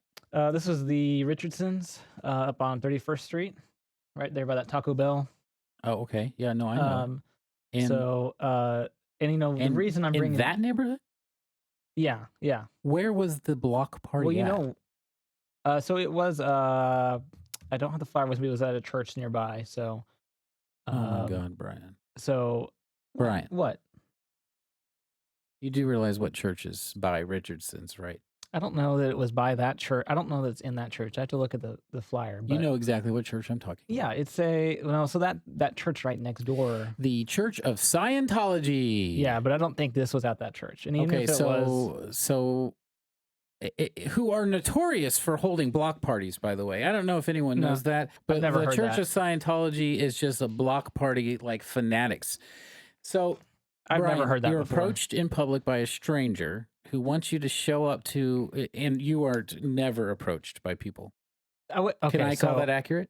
So not never, but not often. I'll say that. So okay, I kind of keep my head down a little. I would say very minimally. Yeah, approached in public like this and invited immediately to a party at the Church of Scientology. No, I didn't say it was at the Church of Scientology. I don't have the flyer with me. Okay. I didn't bring it with me, but well, let's hope check things turn out great for you there, Brian. I think they just rented out a church. I don't think it's anything like that. Okay. So we'll see. We'll see. If you do return next week for next week's show. Okay, so the reason I brought it up though is because if they are having games there, I could bring one of the cameras and we could do maybe a little game socket on location, little segment maybe. So we can talk that out a little bit more, but I think the viewers might be interested to see, kind of what's going on around town. Okay, well, right? You can take whatever equipment you'd like, but you're going to leave my equipment here and not take it to the Church of Scientology. Okay. Yeah. Okay, fair deal. I've had a lot of stuff on my chest this week. A lot of stuff I want to get off my chest this week. Brian, as you can probably tell, there's a couple of things here that need updating that I had mentioned getting updated that did not get updated. I had a kind of just a really strange week. I don't know if there's a full moon in the air or what, but basically, my boss pulled me into her office and sat me down, and I was who? My boss. Okay, I didn't think you had a boss. I thought you quit your job. Everybody has me. You said that you had quit your job a few weeks ago. Well, yeah, I do Game Socket. So but I was pulled in, and basically my company credit card, my line of credit was taken away, and now I haven't been able to make some of the updates to the studio that I wanted to make before we did this week's episode. I thought you were I'm a little off kilter because of that. From my understanding, you were the owner of GameSocket and basically the boss. So has there something changed? Has there been a new ownership? Because I'm out of the loop. I'm just a guest, right? So if you're not the boss, then who's the boss? Dude, get your cup off the table. Sorry. Okay, but yeah, I mean, the question remains. It's my wife, man. Oh, okay. That makes sense. Okay, that's okay. So the wife is the boss. She took out the credit card in her name, but it's in my line of credit, it's on there as well. So we are co-owners of GameSocket. However, I have 100% of the company. Thank you. So no, I've got 5%. Like you gave me 5%, and I gave Dominic 50 shares in payment for Craigslist. Oh, how many shares do I have? I don't know. You just said 5% of. You just have 5%. He has 50 shares. Does that mean he has? Okay. So what does that translate to, though? I don't know. I don't know. I don't think it's very much. We'll figure it out, I guess. I have 50 shares in Circuit City, and that isn't worth like anything. So no, that's gone. Anymore. Toys R Us too. Yeah. All right. So let's go ahead and talk about our sponsors. We wouldn't be able to do this without the kind people that support us and like what we're doing and help out with that. We like them only second to our viewers and our listeners, so thank you all very much. But this week I did something a little bit different. As you know, I started attending business school online at Phoenix University, and my professor, who I've gotten to know pretty well, we do a lot of webcamming together, and he gave me, I'm kind of like a star student, I would imagine. And he gave me an assignment this week: get out in the community and get some support for your show by shaking some hands. So this week, our sponsor is Markinson's Deli from 51st and Lynch. They're right over there. They are the best deli in town. They have the freshest bread. They get up at 3 a.m. and they bake the bread fresh every day. If they don't use all the bread they've baked that day, they will give it to the homeless. They have a whole food program they've worked out with there. That's awesome. That's right. They have the freshest deli cuts, and it's just a fresh, amazing deli sandwich. I recommend it to anyone who's in the mood for a deli sandwich. Head on out to Markinson's Deli, 51st and Lynch. So. All right, that's what we got going on there, and that was my. And so you said you're doing a B2B with them. Is that what you said? That's right. Okay. So, are they doing an ad for GameSocket? Sorry, I'm just curious here. Are they doing like business to business? That would be exactly what that is. Okay. So, they, I met Dan from Markinson's Deli, and he, we shook hands, and I said I would give him a spot on our show if he did a little bit of advertising for us, and so we kind of worked out a deal, and now they're going to be doing a little bit of giving us a little bit of the shout out. Oh, I might have to go in and see if I can hear our ads playing over the PA system. That'd be pretty neat. Well, it's not going to be like on the PA or anything like that. I mean, I don't even know if they have a PA. It's just kind of like a smaller shop. They should if they have a. It's a grocery store. Most grocery stores. No, it's a How deli. do you call the? It's a deli. Oh, okay. But it says it's inside. You said it was inside Kroster's Grocery. Well, right? It's like a building that's attached to that building. Okay. Oh, okay. So it's like a standalone store within a store. Okay. Correct. Got it. But basically, there's some flyers there on the counter next to the cash register, and so for every single customer that comes through, they're going to get one in their bag with their sandwich. Oh, awesome! Where did the fly? Did you make the flyers or? Well, I still had my company credit card at the time. So got it. All right, it's time for our weekly news segment. First up, we got Netflix making a live-action Carmen Sandiego movie. I think, Brian, you're pretty excited about this one. I think you should talk about it. I am absolutely excited about this one. So Netflix is developing a live-action movie based on Carmen Sandiego. Yeah, a chick flick. It's based on the educational adventure game series and the TV shows, it says here. So maybe some sort of hybrid show with a mix of the games and the game shows, and there's a cartoon as well. So it's they've I just don't understand how they're mixing a. How are they going to make a game show an hour and a half long, like feature length? Well, the details aren't here yet. It says that they're just in the early stages, so we'll see how this pans out. But they did get their Carmen. Her name is Gina Rodriguez. She's an actress. I guess I couldn't find someone named Carmen for this, but she will be also voicing the character in an animated series coming out next year on Netflix as well. So, Netflix's primary colors are red. Carmen is red, so this seems like a good fit for, the brands. So I'm really excited about this. I played these games a lot as a kid. They were edutainment games, so some people didn't like those, but I loved those games. A lot of history, a lot of geography. The game show was great too, so I'm looking forward to this. I can't wait. I'm gonna have to admit I'm a little bit biased on this one, Brad. Oh yeah. Yeah, that? I actually auditioned for the game show, the PBS game show, when I was a kid. Really? Like when I was 10 years old. And I was rejected, which is fine. I think they probably had tons of kids submitting. I bet. To be on the show. I mean, it was a pretty awesome show. And you remember the singing guys? They did like acapella. I believe rockapella, I think is what they were called. Yeah, that's right. Yeah, that's exactly right. But so I submitted my audition, and they actually wrote. I had a rejection letter come back about a couple weeks later, and it wasn't so kind. It was actually incredibly demeaning, and it was really. I mean, it was just really super harsh for a kid. So what did it say? I've never been ever. I mean, ever since then, just not a big fan. So when I heard this movie was coming out, I was not. What they sent you back a letter? What was demeaning about it? Oh, I mean everything. I mean the letter went on to say that I was not the right personality type for the show. That I was looked like a bratty kid. What? No way. Really? Yeah. It said that you were a brat. Yeah. No, I still have the letter. So really, we're gonna have to.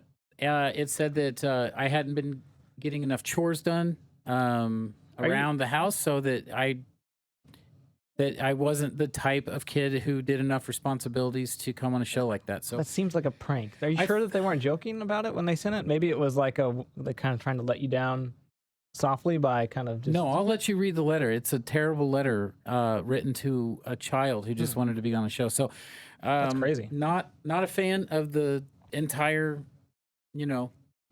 whatever it is, Carmen Sandiego, the whole thing. I don't want anything to do with it. I think you should give it a chance. This is not PBS. This is a different. This is Netflix. So well, I'll tell you what. My TV hasn't turned to channel 6 since. Yeah. Since that letter came through, at least when I had control of it. Yeah. So.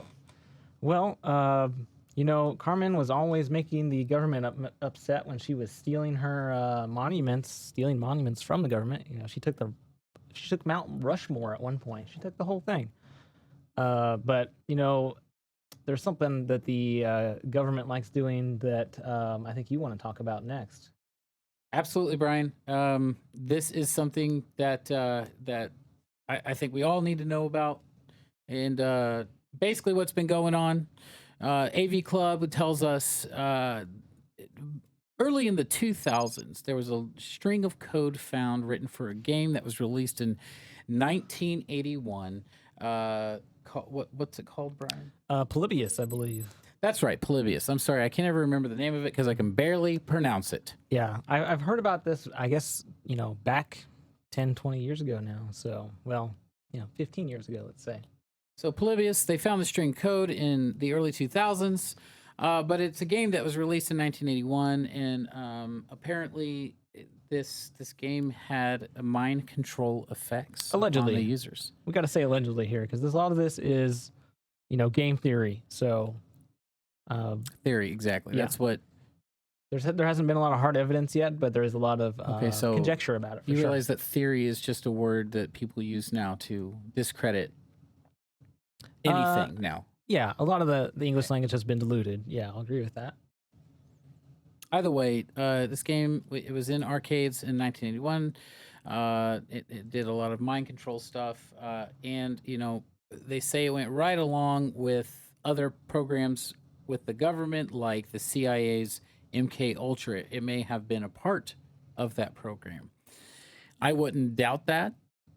I think MK Ultra has been declassified, but not every part of it has been declassified. So I wouldn't be surprised when the rest of MK Ultra is declassified if we don't find out about Cerebus and the attempt to control people's minds with a video game. I think it would be an excellent way to get to a mass amount of a certain demographic of people. I definitely would watch a movie about this. This seems like maybe the next Mission Impossible, they could, talk about this or maybe this is a central plot point in that movie. But, I'm questioning why AV Club is just now posting the story. This has been around for a while.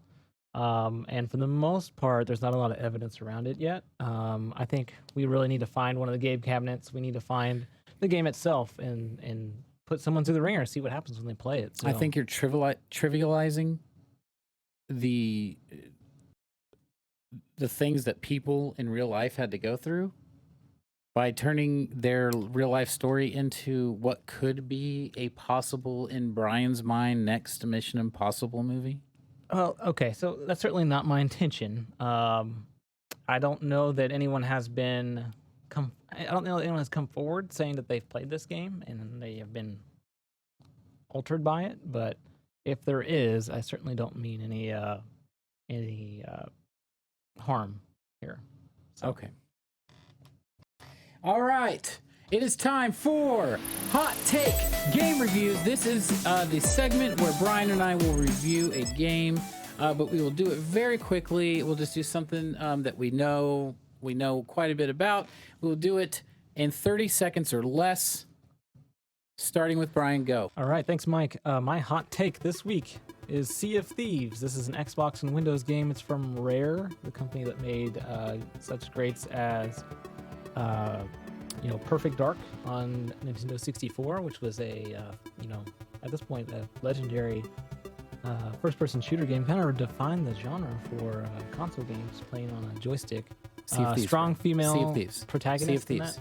Right. So, Jesus. This is Sea of Thieves. It's from Rare, like I said, who did Perfect Dark. They also did this game.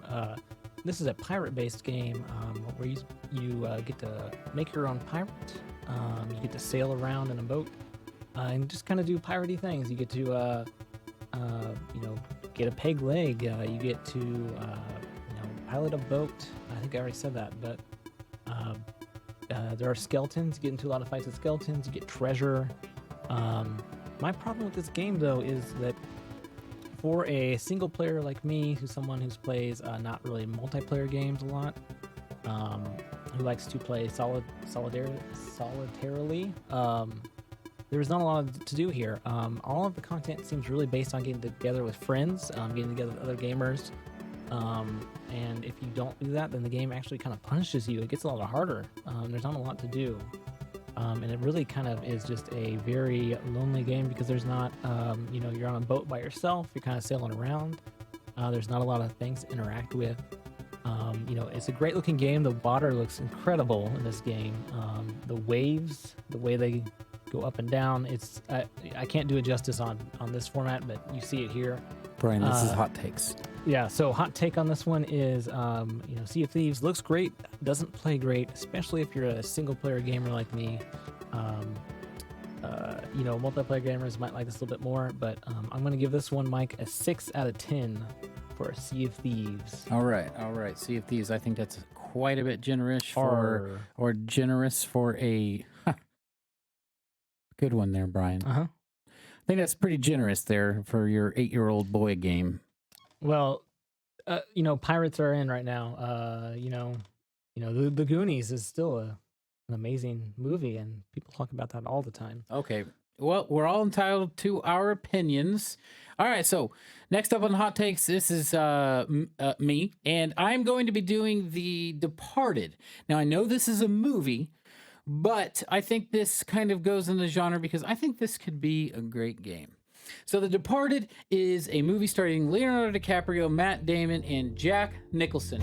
They basically, Leonardo DiCaprio is a man named William Costigan, who is a undercover cop.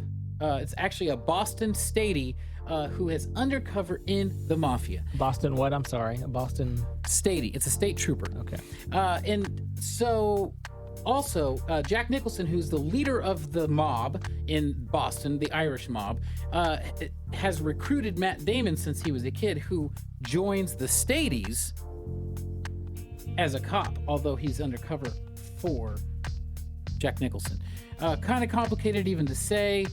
This movie, I think, takes more than one view to really grasp everything that's happening. The ending is just spectacular. I think this would make an excellent action game with awesome spy sequences and awesome action sequences. I just think all around you could make a really cool game with this. So I'm going to go ahead and rate this game. We're going to give it 7. Movie. This will be game. I rate this a 7 out of 10. It would be a 10 out of 10 if it were already a game. Okay. Great. I didn't know that was a category we could choose, but good to know now. All right. Okay, so this is kind of what we've been waiting for today. Next up is going to be our segment that we're going to be doing with Dom. I'm excited for this one. We're not exactly sure. I don't know what's going to happen here. What But he has in store for us. But Dominic, take it away. Thanks for that introduction, Mike. Welcome to Dragon Ball Z Studio F. We're going to be taking you to the Dragon Ball Corner in 10, 9, 8, 7, 6, 5, 4, 3, 2, Z.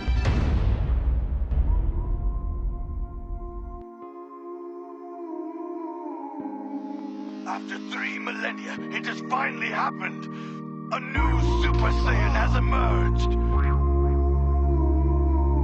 And somehow, I have become this pauper's witness. You can destroy planets, but you can never destroy what I am, friend. I am the hope of the universe. I am protector of the innocent. I am the light in the darkness.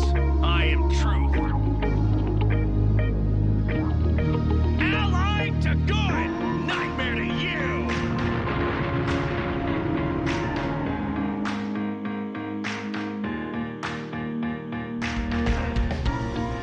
And yet, you showed mercy to everyone. Even your fiercest enemies. Even me. You're better than me, Kakarot. You are the best. It's time for DBZ Corner. And now, here's your host, the Duke of Dragon Ball, Dominic Pedroza.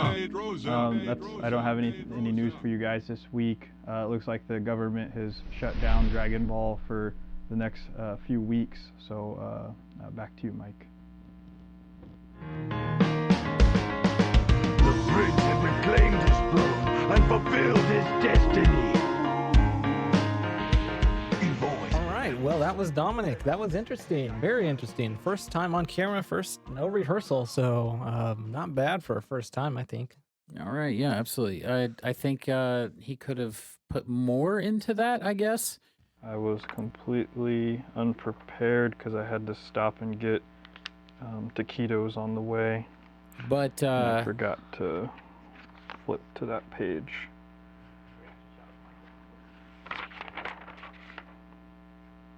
But I think I see a lot of talent there that we need to explore for the future. So yeah, the first time's always hard. So, everyone gets a free pass. I was definitely hard my first time. And maybe, maybe we'll cut this out or maybe we'll leave it in. I don't know what your decision is there, but I think it was good.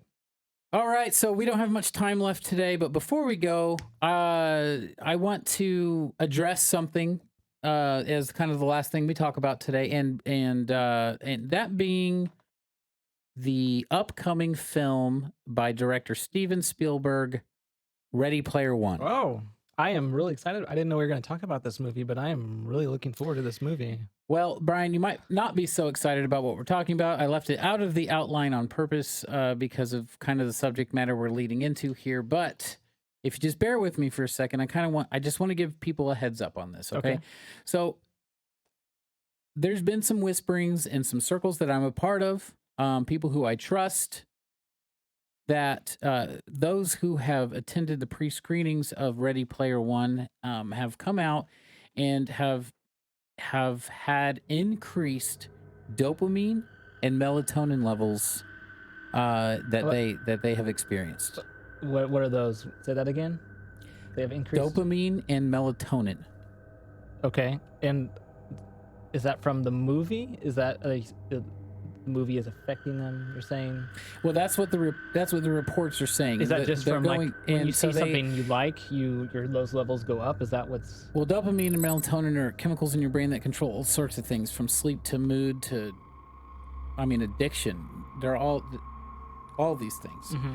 Either way, apparently the movie is causing a rise in these two chemicals in the brain, which, especially dopamine being a reward center or a reward chemical in your brain, I think is a form of suggestive advert mind control.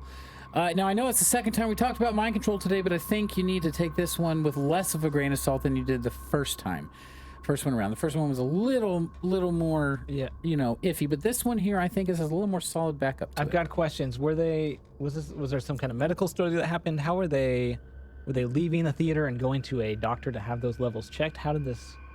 Where is this information coming from? Like, I'm sorry, I just have a lot of questions about this, because this is a kind of a wild accusation here. I don't know, Brent. I'm not a doctor, I guess. Right, I understand that. I'm not a doctor. But what I do know is that I trust the sources I'm getting this from. And I'm going to make an official recommendation, a game socket recommendation. Do not see Steven Spielberg's Ready Player One if you value your sanity. Okay. I can't. That's not for me. That's from you. So that's not my recommendation. But well, no, that's Game Socket's recommendation, though. Okay. Not the guest host recommendation. Okay.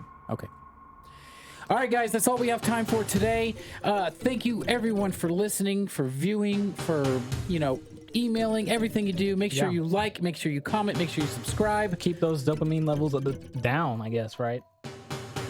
I would recommend that as well. All right, guys, we'll see you next time.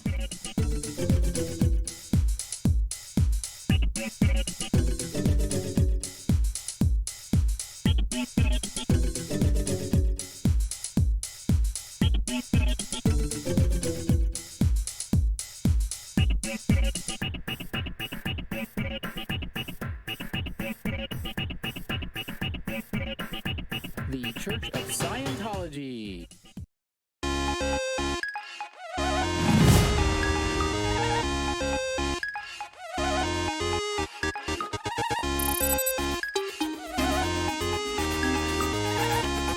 Plays not really multiplayer games a lot. He likes to play solidarily. There's not a lot damn to do show here. and started without me, then you can feel entitled to come freaking help me when we are upgrading the studio with a nice rosewood laminate desktop. No, sit down. Keep your headphones on. You're not just gonna get up and walk out. I saw that.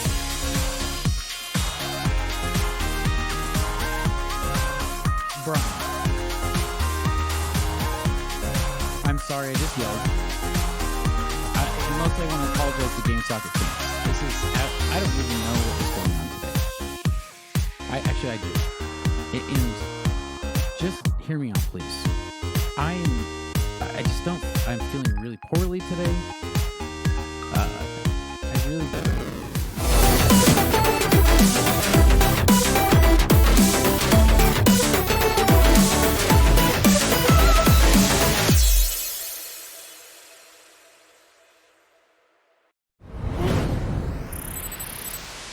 Today on Game Socket, we're talking about Batman and his unrealistic expectations he set for young boys across the United States. And then we're talking about StarCraft 2 and the competitive scene in the United States.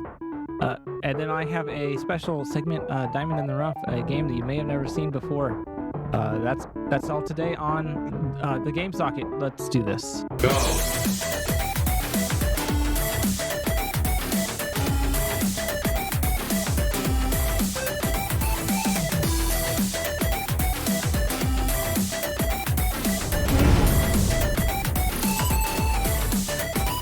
Welcome to the Game Socket Show. My name is Brian Moffin. I am your guest host. This week, your regularly scheduled host is running a little bit late, Mike Graham. He's on his way. I think he should be here soon. But we wanted to get the show started on time, so we'll go ahead and get things rolling here, and he'll show up when he shows up.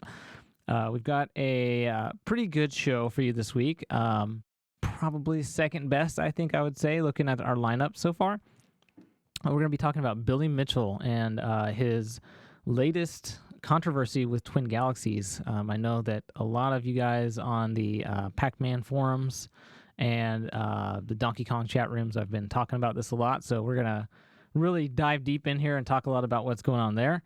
There's a new Avengers film coming out, kind of out of nowhere. There's a new Avengers film, and we're going to talk about maybe what's going to happen there, and hopefully maybe we'll get to see that soon. And so, and actually here he is now. What's happening? What's going on? Your Game Socket host. It's Mike Graham. We started the show. What do you mean we started the show? You were running late, so we went ahead and got started on time. That way, the cameras are on? The cameras are on. We're streaming live. What happened to your face? I got a little sunburnt at the bus stop earlier. It's a long story, but if you want to have a seat, we're just getting started just now. So, like is the stream on? Did you turn the stream on? Like, is this like broadcasting right now? The stream is on. Yeah, we're going. We're you good. Started all of this up and started the show? Yeah, we got the camera on, we got the stream going, and we got the audio going. Everything's going. What the hell are you doing? I was just filling in for you since you weren't here. Where did you go? What is wrong with your face? I was waiting for the bus at the bus stop. They didn't have an awning over it like the normal ones, and I forgot that it was Sunday and they're not running. So I've sat there for like 45 minutes, and then that's what happens when you are outside for 45 minutes and in the sun without protection on. So okay. So, but yeah, we're just getting started. So was that today? You were sunburned today? Because you were coming here. Yeah, I was on the way here. To sit down and do it and start the show without me. Well, but my bigger question here is, why are you here doing the show? Because I was doing this by myself this week. This is going to be a lone host show. I did not ask you to be here. I didn't know. I just assumed because I've been on every episode so far that I'd be on this one too. Why would you assume that? I don't ever assume to go to your house, even if I wanted to. Well, you've never been there. I'm here every week. Okay. And even if I wasn't hosting, I'd still have to come here to set up and get the files because I edit. How do you even know how to get this going over here? Dominic did that. I don't know. You might want to double check it, but he seemed to know what he was doing there. What are you doing, dude? Oh, Are you in the chat room right now talking to Brian? Is he chatting to you right now? Okay. Are you Police Spot 44? Yes, that is Dominic. Okay, yeah, he is in chat. He's chatting. Okay, so apparently I can't have you guys here without me at all. There's absolutely no direction. First off, Brian, for the future reference, all right?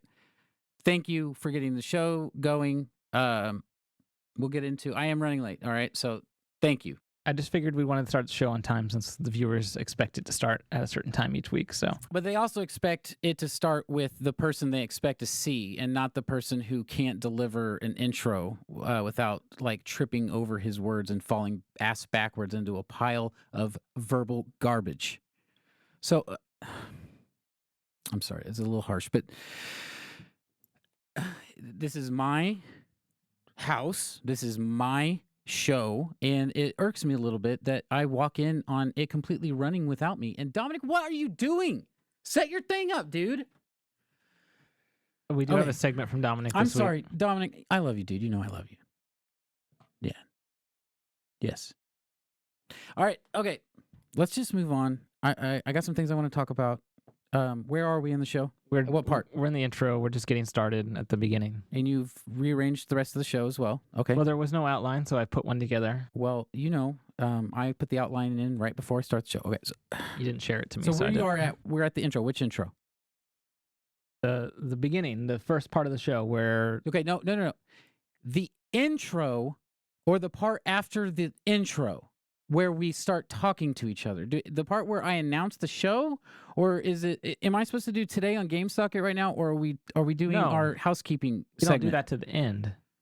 So we are at the second part. Okay. The second one you said. All right. Okay.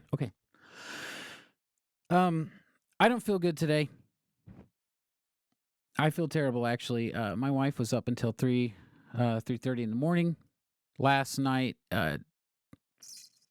I'll just come straight out and say she was drinking, binge drinking all night, and I hate to see it, and I never wanted her to go down that really. It's a dark road for her, and I never like to see her go down that dark road alone.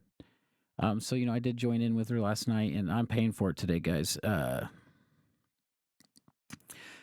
I basically lost track of time. I was just laid in bed. I barely had enough energy to brush my teeth this morning. I probably wouldn't have if I didn't need to get that nasty taste out of my mouth. But Alcohol is a depressant, so that really, there's studies, there's stuff on it about how it can mess you up. So, thank you. You should Brian. probably. Did I ask? Just throw it all out. Just throw What it are all you doing, out, dude? I didn't even. Okay, so I didn't ask for you. I'm telling. I'm just trying to Hey, help. so this is what is happening, dude? This is the part of the show where we tell what's going on in our lives so they can catch up with us. You were telling me about a problem in your life, and I'm just trying to give you some advice. You were being, frankly, a dick about it, and trying to point out something I did wrong. Listen, okay, there's no problem with me drinking. I'm not a depressed person. I just don't feel good because I drank too much last night. And if you didn't drink last night, then you'd feel fine today. I don't like my wife dealing with her issues alone, so I join her, if I can help it. So I'm just providing some. Okay, I'm not a doctor, but this is find not another outlet. Okay, instead of drinking, here's try the thing. golf. Here's Mario tennis, something like that. What's your deal today, dude? Like, what are you doing? I'm do you ever banter? Okay, you're not bantering. Do you ever want to come back to this? Do you ever want to do GameSocket ever again? I will find a new editor. I mean, one I that'll will work, find a new producer. one that'll work for free. I'm sure you'll You find. don't work for free. I gave you 5% of the show, dude. Which is not worth anything yet. Do we have to talk about this on the air again We about don't. your payments? Okay. I don't know what's going on today. Brian, you are being incredibly hostile. And we're live and embarrassing ourselves in front. I did a favor. I started the show on time. I saw you weren't here. I took the initiative and said, let's start it up. Mike will get here soon.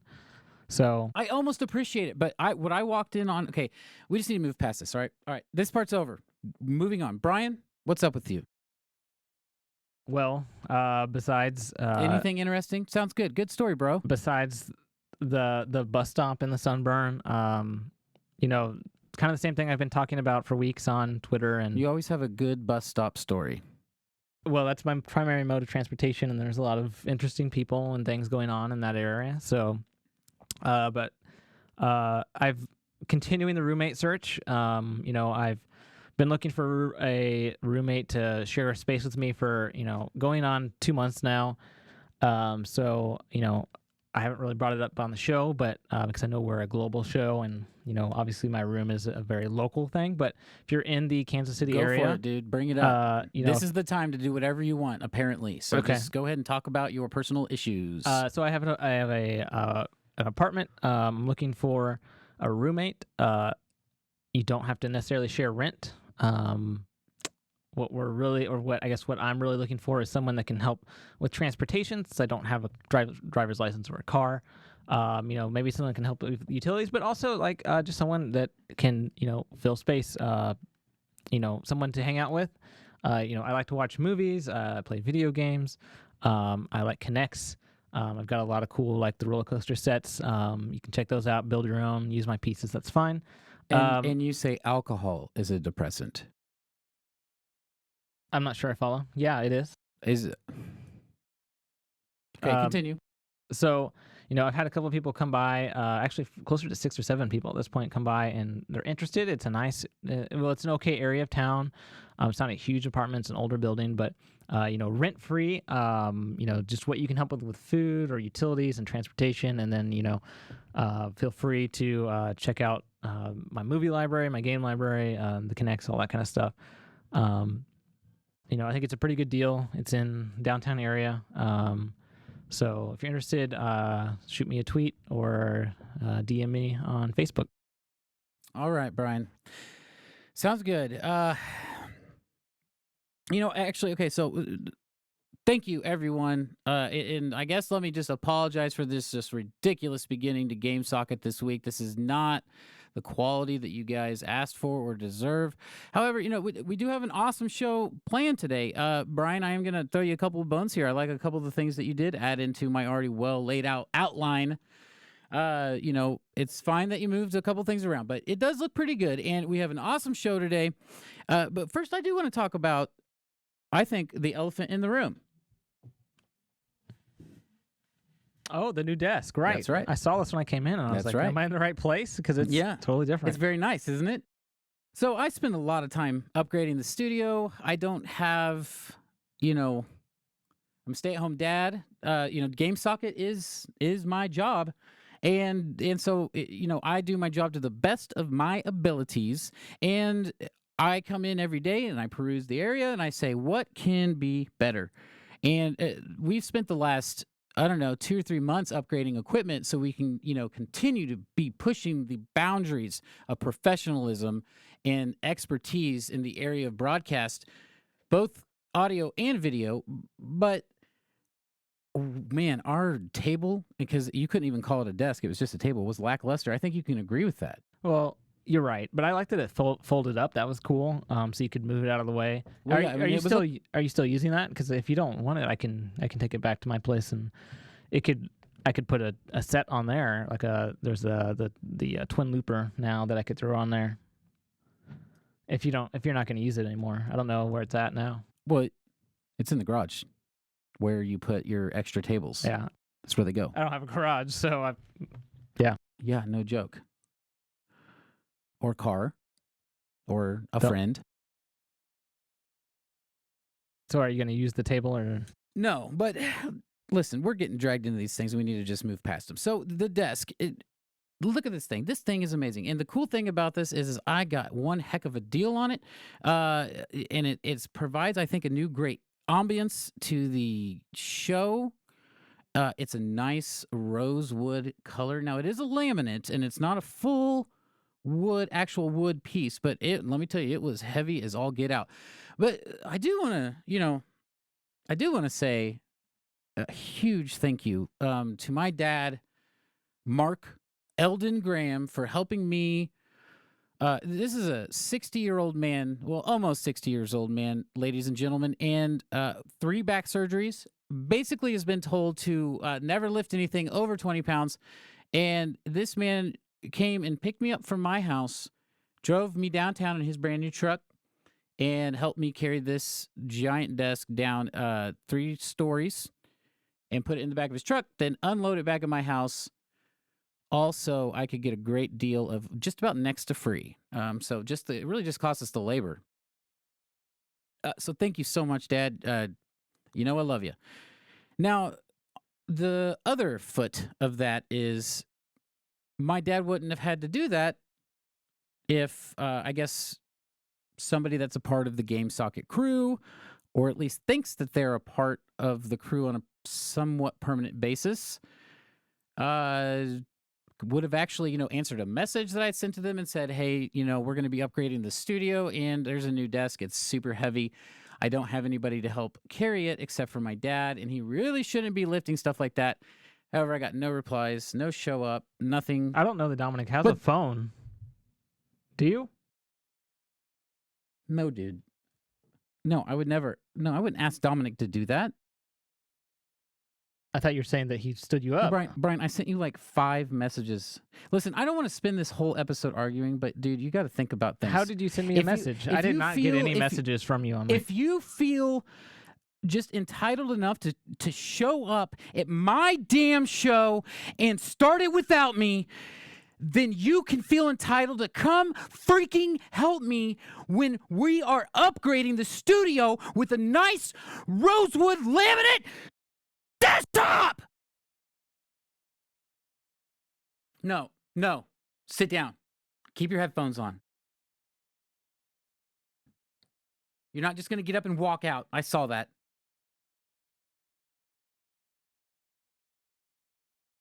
Brian.